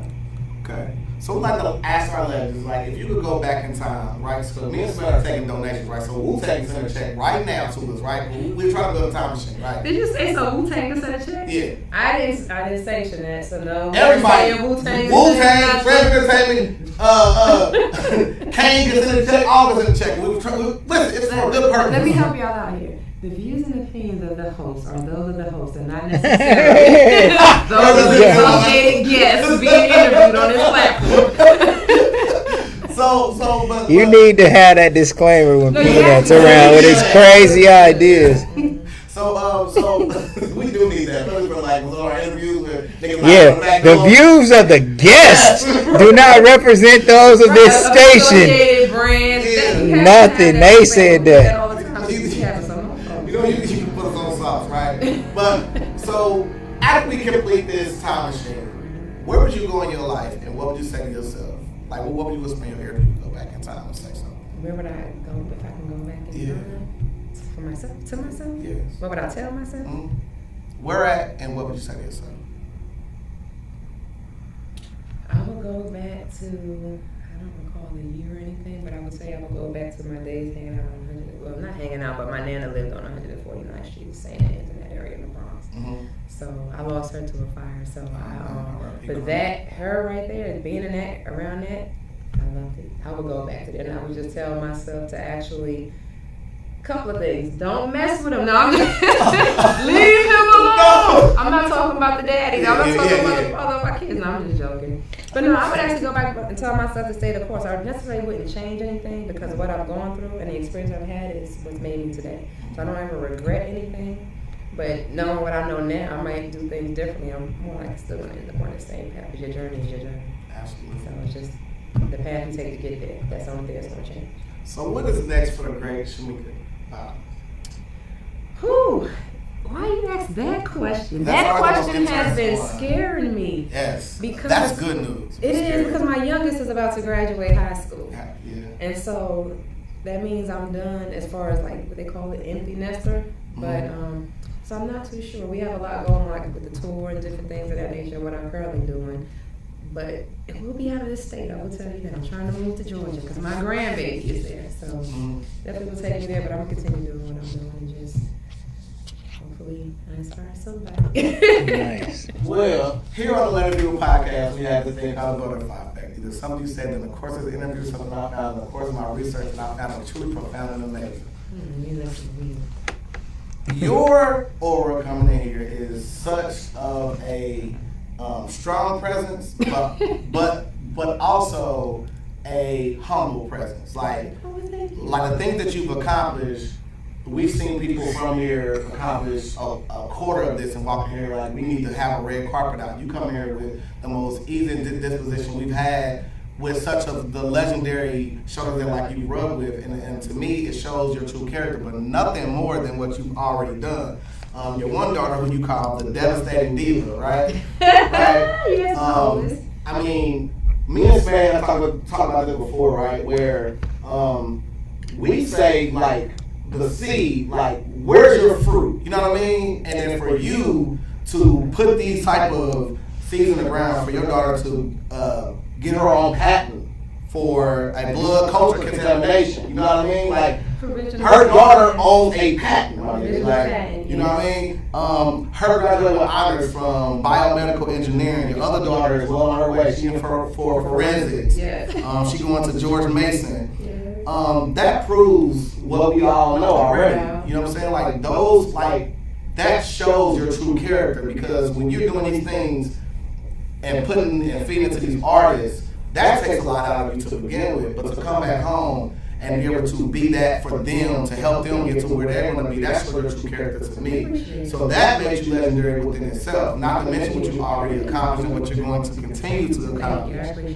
And yeah, real quick though, when he said devastating divas, I didn't give it that name. My baby is a member of the Delta Sigma Theta. Right. So we're gonna make sure we get that clear. Right. Because I don't want no smoke. Right.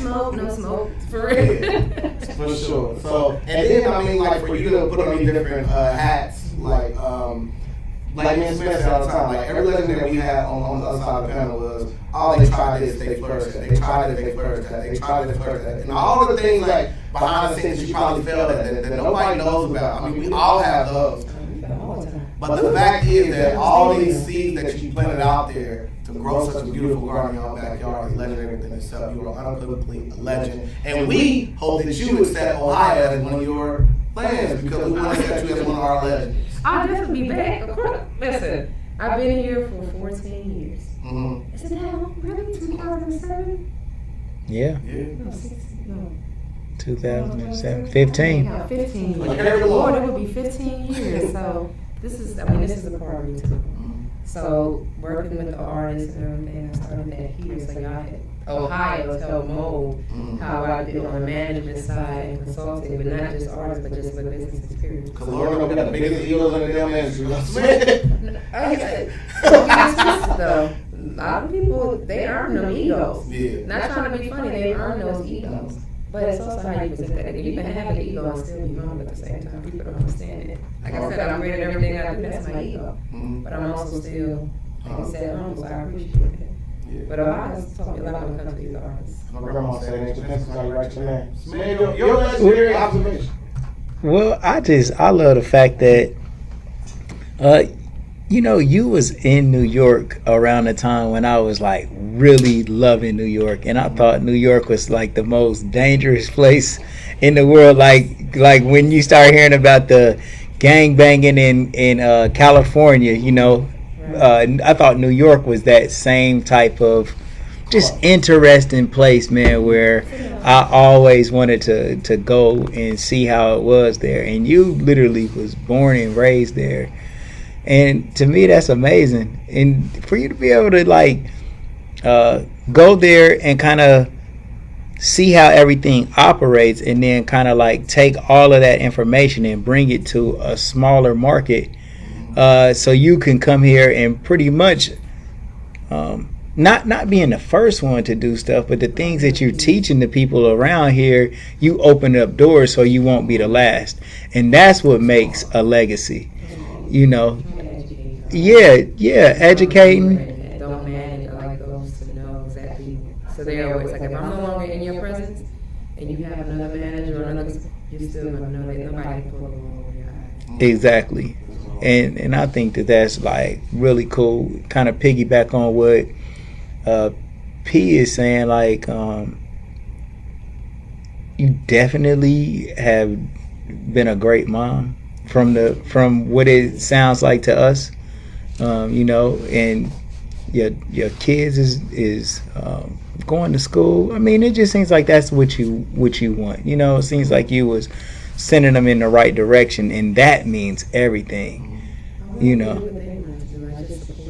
Yeah, and that's a part of being a great mother. You know what I'm saying? That ability to listen, and that's something else that you said that you done was just learn to just listen to another perspective, the artist's perspective. Even though they hired you to be their manager, you still have to listen to what they want in order for you to effectively manage that. And for you to be able to learn that and be self-aware, I think that's another great thing about you. And we just... Look, I say, yeah, big. I know Big can tell you for sure. But you know, he asked you... But when somebody comes to you and asks you to manage something, like, you got to be strong, you have to be strong-minded, and you have to put up struggles, because sometimes you got to protect people from themselves, you know. And if they didn't want to have these boundaries, I mean these guidelines, these community standards, as an artist, you just putting things in place in order for them to be able to get to where they're trying to go. And sometimes people try to go outside of that and don't realize they're making mistakes. My job ultimately is if people will listen, and it's not just artists, but in general, is to help people move out of their way so they can be successful in business. Right. When I'm doing this, I can do personal consulting too, like the finances and things of that nature, but that's the whole thing, is helping them move out their way so they can be successful, because oftentimes we sabotage our own stuff and not even realize it. We drill our own holes in our shit because trying to do it our way, now realizing that's not the way to do it. Right. For sure. So one thing I want to add here is the metaverse, aka right. So I was privileged to find out about the 95 Nature. They put together their concert inside the metaverse. All space VR. Wearable NFTs. Yeah. Can we see the next generation of Tang doing concerts? Like we're from my avatar. Going nuts. I'm just gonna say this without saying so much. Just a couple things. If you haven't heard Metaverse, you have Fortnite, you know, they have whatever, but trust me, we dabbing in our own little verses to our own metaverse and everything, so you're there. So like the investor side of myself, Smith, and yourself, can you please explain the importance of us being on the forefront of this very next wave of the next wave 3.0? Well, I mean, it's very important. I mean, I don't know how. There's no way to really explain it. Because like people think like we're going to just play games. Like they literally think that. We're not. There's it's crazy. One of my peers and also one of the co-hosts on the Movie the Morning Show. He just Chris went to him. He's out of Macon, connected with George Clinton and everything down there in Macon. He just created and he relaunched it called Non-Funky Black, I think that's what it's called. And it's for us so we can become familiar, kind of like what you do, similar to what you're doing, a whole platform for that with the Web 3.0 and everything. Wow. We are not just playing games, but we want everybody else to think so. Keep doing it. Keep thinking we're playing games. While we in their building. Right, exactly. It's very important though, so that way we're not behind. We already start off with the disadvantage of everything that we do because of the way society is set up. So we need to be involved. We need to be a part of this. So we're not. That's how you start breaking different generational curses, as they're called. But you have to do things different to get different results. So we're in there. Yep. That's lit. You can't open new doors to use the old keys, man. We in there. Man, are you playing some music and then we got the last word? I think the last word. How you do this? Yeah, you do. You close us out with some words of wisdom, man. What's up, everybody? Go to Sheik's for breakfast, Agnes All Natural Grill for lunch. If you ever injured, call attorney Michael Wright, Antoine Cunningham with Kiara Wine, theshoparea.com, T-Shirt Kings, 247.com. And I'm dropping something new, too, you guys, with T-Shirt Kings. we are actually doing same day service with delivery. So you just, instead of actually having to come to our location, you can just call us. We take your order over the phone. Or I have tshirtkingsmobile.com, which is being built right now. We getting close, but you can just design your shirt yourself, and then just send us the image. We print it and then bring it right to you, delivery and all. So we want to be a lot more mobile and just be a lot more convenient in these times where people don't have to get out. You can stay in the metaverse and then place your order for your t-shirts, and we'll deliver it right to you. And we hooked up with Snap Delivery to do our deliveries for us. So it's definitely something that we'll be moving towards. You know, Jay Jones, what's going on? He just checked in and said Miss Bottoms. Lemon Cake said, what's up, Auntie? Shout out to the Circle Talk show. And Don Deal Jr. said Peanut for president. That was earlier in the show. Yeah. I think Peanut would be a really good president, though, to be honest. I want to be a cool president? Hell yeah. Oh, thanks, man. I think so. I think so. You a Leo. Yeah. Barack Obama's a Leo. Oh, wow. I'm a Leo. Give me that point. Right. I'm taking a point from Russia right now. Give me that point, Joe. Man, Joe Biden owes us all points.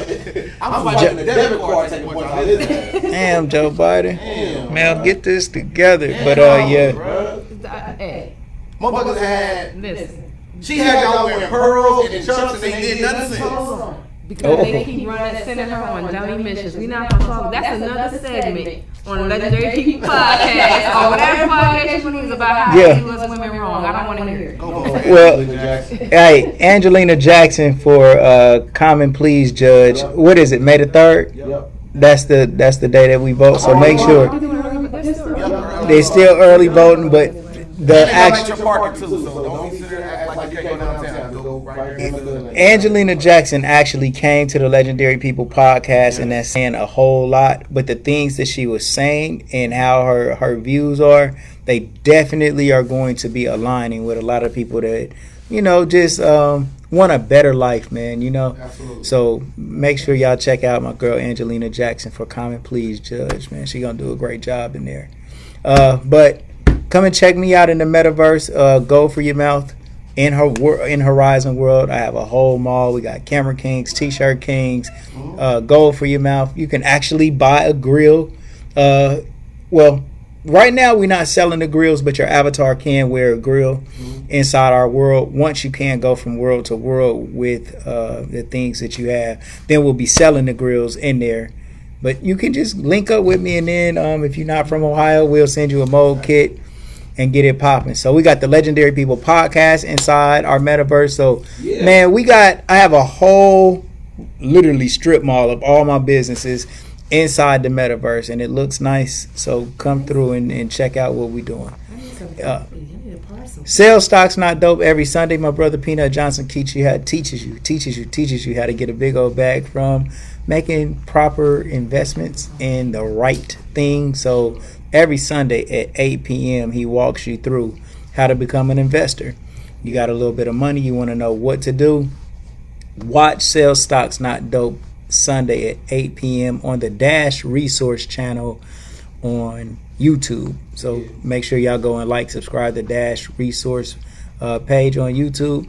Like and subscribe right here on the Legendary People podcast, and come and see me at T-shirt Kings and Gold for Your Mouth. Camera Kings is also here too. We take pictures, family photos, and all of that. So we definitely got some good stuff for you. So just pull up on us. We on at 4301 North Main Street, across from Rite Aid. And so now, Peanut, I'm gonna send it to you, and then we are going to close out with Shamika. For sure. So yeah, he spoke about the Dash Resource, Sales Stocks Not Dope every Sunday, and then I just went over a really dope blog because a bunch of people hit me up saying that the big whales are pulling out. For people who don't know about that, those are the big money dogs in the in the ecosystem.